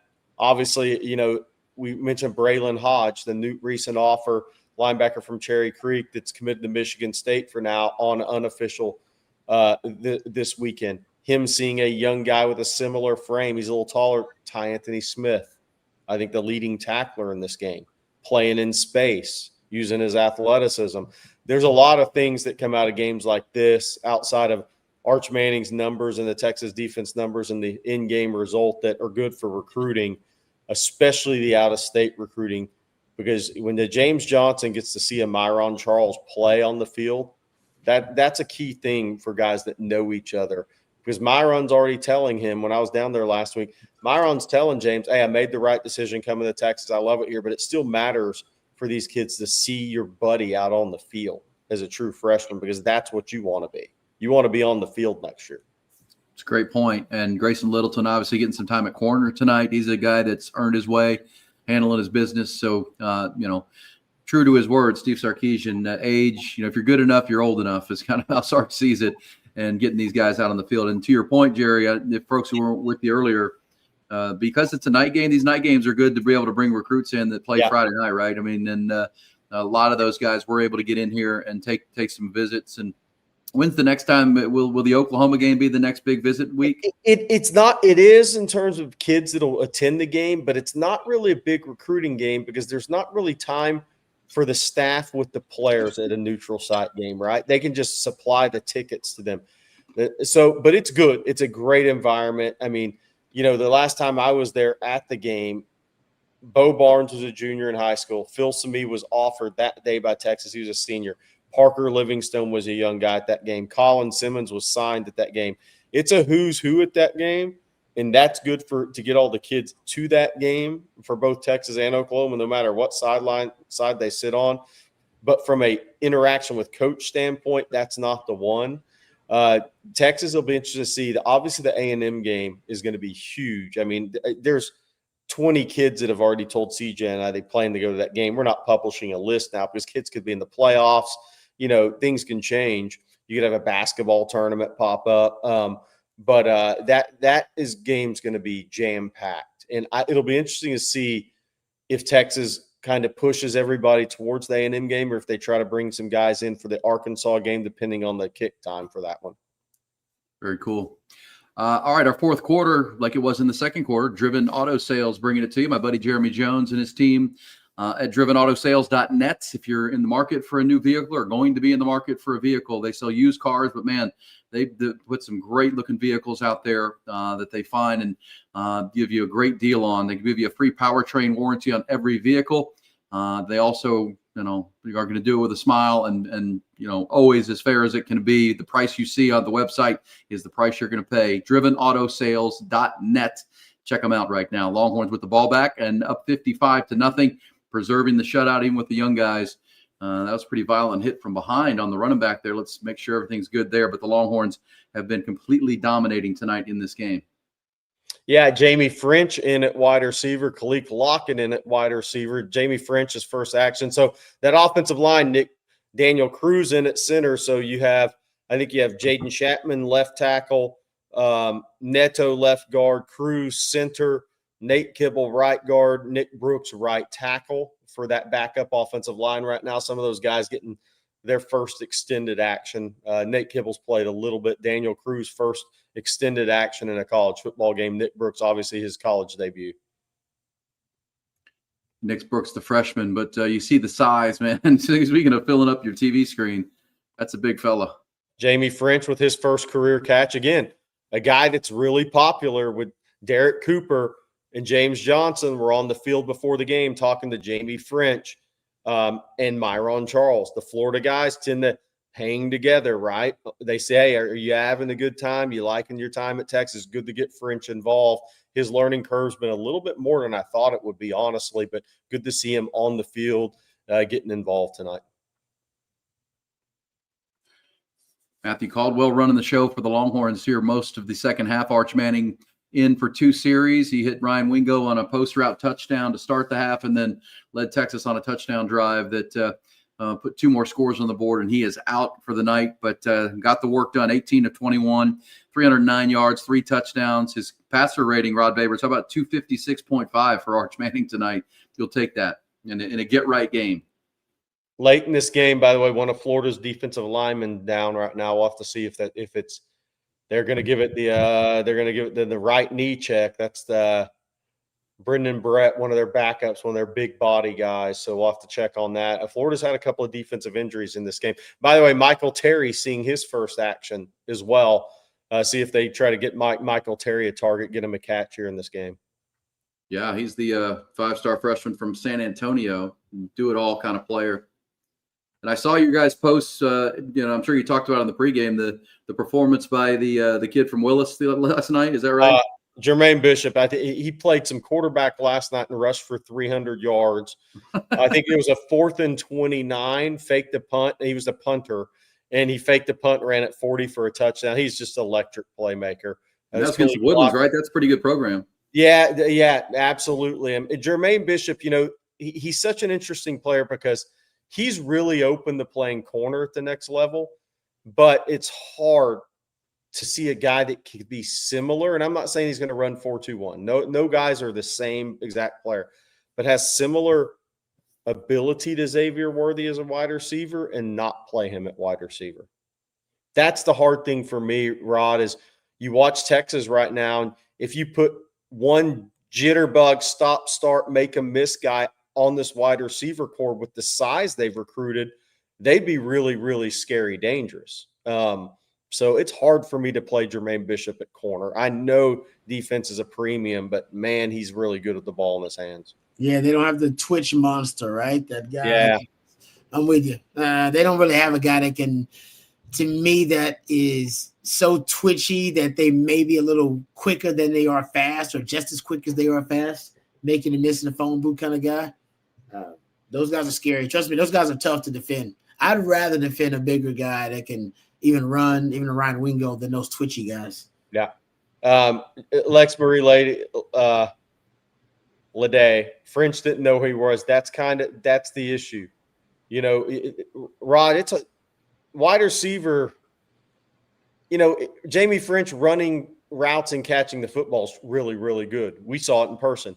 But knowing where to line up, knowing your blocking assignments, being able to execute the play outside of run and catch is a big adjustment for these guys. And Dalen McCutcheon has picked that up instantly, like a CJ Baxter saw the game instantly at his position. That's the way Dalen McCutcheon's been. It doesn't mean it's that easy for the rest of these guys. There's an adjustment period. Yeah, Sark insists on all of his wide receivers learning all the different positions. So there's position fluidity with the offense, and it's just tough for anybody, let alone just say true freshmen to get on the field, having learned every different position on the field. And even Parker Livingston said that Dalen McCutcheon learned the offense faster than anybody at the wide receiver position that he's ever witnessed since he's been here. Yeah. So he's just a high level player. The other guys will get it, but it just takes them a little bit longer. They have to have patience because they got these kids don't play as quick. They got people in their ear. What's going on? Did you make a bad decision? People around these kids need to just chill and let them develop. And that's the thing that's lost nowadays. By the way, Miami touchdown run up 19-7 with 4 minutes to go. They're going to go for 2. Yeah, that probably clinches the ball game there at that point to get up 2 scores. Michael Irvin on the sidelines bringing the juice for the Miami crowd. That was a big touchdown right there to stick it in the end zone. MK says Cruz looks small, not in person. He's 6'2", 310, and barrel chested. Nick Brooks makes everybody look small. Yeah. Like he makes some of those offensive linemen next to him look small compared to him. Like it's just him. I think it's a Nick Brooks factor. Yeah, that's like when Leonard Davis was at Texas. Rod, you were there for that. And that guy, everybody looked small when big Leonard was around. Seriously, man. Yeah, Texas faithful. Jonah Williams was on that last defensive series. Oh yeah, he's number 9 at safety. Hey, isn't there a quarterback that's visiting today too? Did I see that? Future quarterback that's on campus potentially. Was it Bryant? Kavian Bryant, yeah, probably a Tech lean. They're really hard after him, but that one, I think Tech will have a strong NIL pitch there. The interesting thing in quarterback recruiting in 27 for Texas is how patient is somebody willing to be? Because you have KJ Lacey, you have Diabell 5-star coming in next year. How patient are you willing to be?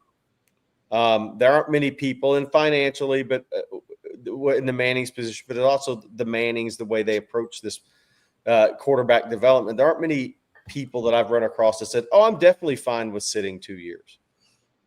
Yeah, they want to play. That's rare, right? So a 27 quarterback recruit for Texas has to be looking at this saying, am I comfortable if I do not even have a chance to play for 2 years?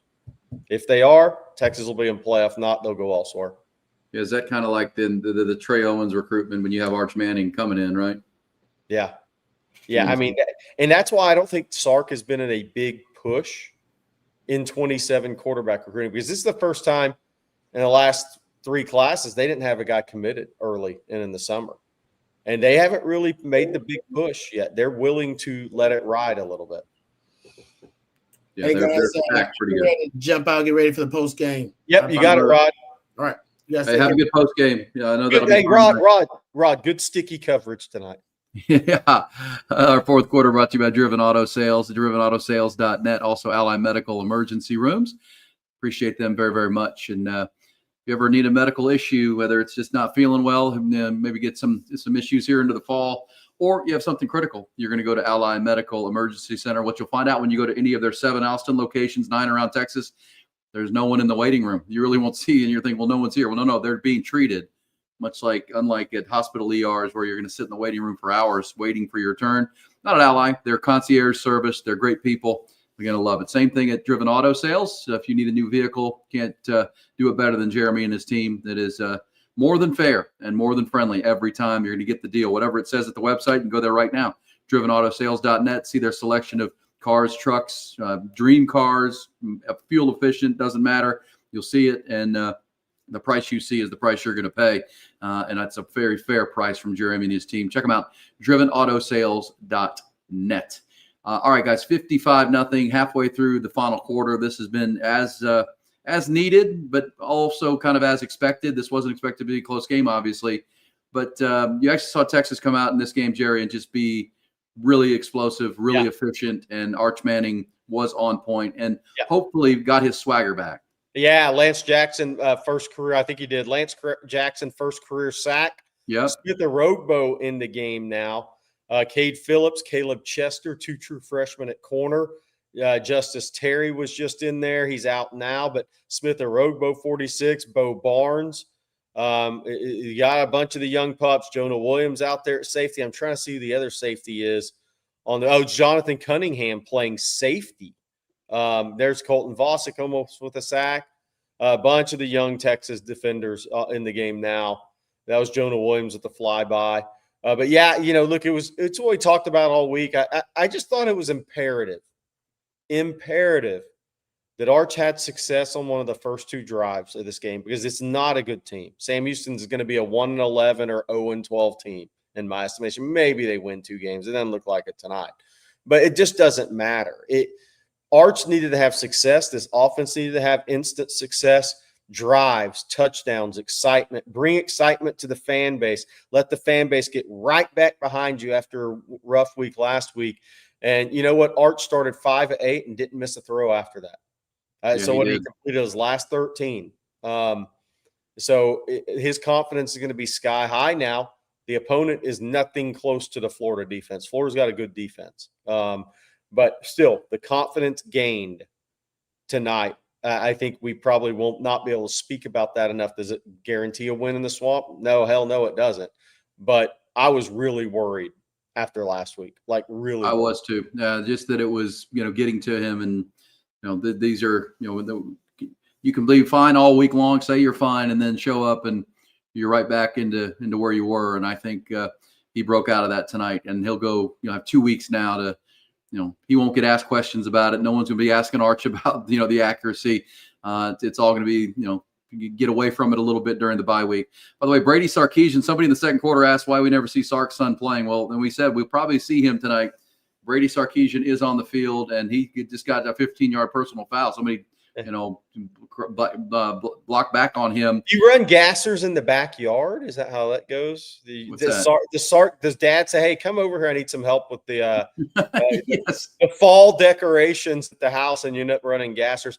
Smith-Orogbo on that pressure. Smith-Orogbo still wearing his knee brace. Missed 9 games his senior year, but he is a really natural pass rusher. He's got really good bend, really good first, second step, and really good length for this staff to develop. I think you're starting to see when you see these guys on the field, Jerry, of why it was the #1 recruiting class. I mean, there's some really good-looking athletes just on your TV screen. KJ Lacey coming into the game, guys. First college action for that answers your question who 3 is. He had a hell of a fall camp. KJ Lacey did, and a pretty good into the spring, but he is your number 3 quarterback, and he is coming into the game for his first action. Matthew Caldwell led a couple of drives. KJ Lacey out of the state of Alabama, right? Won a state championship there. Really, when you see him, he reminds me body type of a Bryce Young kind of player. 100%, 100%. And he's got that moxie. He is a playmaker. He's got a whip. He's been well coached. And if they give him a chance to throw it, he'll make a play. If they give him a chance to throw it, he'll make a play in this game in the last 4 minutes. He's just a playmaker. Jordan Coleman in the game at left tackle, the true freshman from Cedar Hill who did not even have spring practice. So we're going really young in this game. Yeah, but there's Christian Clark, who was the first player to carry a ball in this game, and he's still carrying it. 12 carries now, 56 yards, a touchdown. Also, Jarrett Gibson, that's 1-2 combo. Been a nice running game tonight, not unexpected, but this is with no Trey Wisner, no C.J. Baxter. This is playing out like we talked about, Jerry, but this should be a very healthy, if you cross your fingers, everybody's good to go, healthy and fresh team when you get to Florida. Florida's pretty beat up right now. Yes. They still have the bye week, but Texas should be, really hitting the peak because they're going to get a week off, and, a lot of guys have gotten to play, and it's gotten these starters off the field. It's a great point because here's the reality for Florida. They played South Florida, at LSU and at Miami. And South Florida is a physical football team. They've had 3 physical games in a row, and they are beat up. They needed an off week. Bad, Florida did.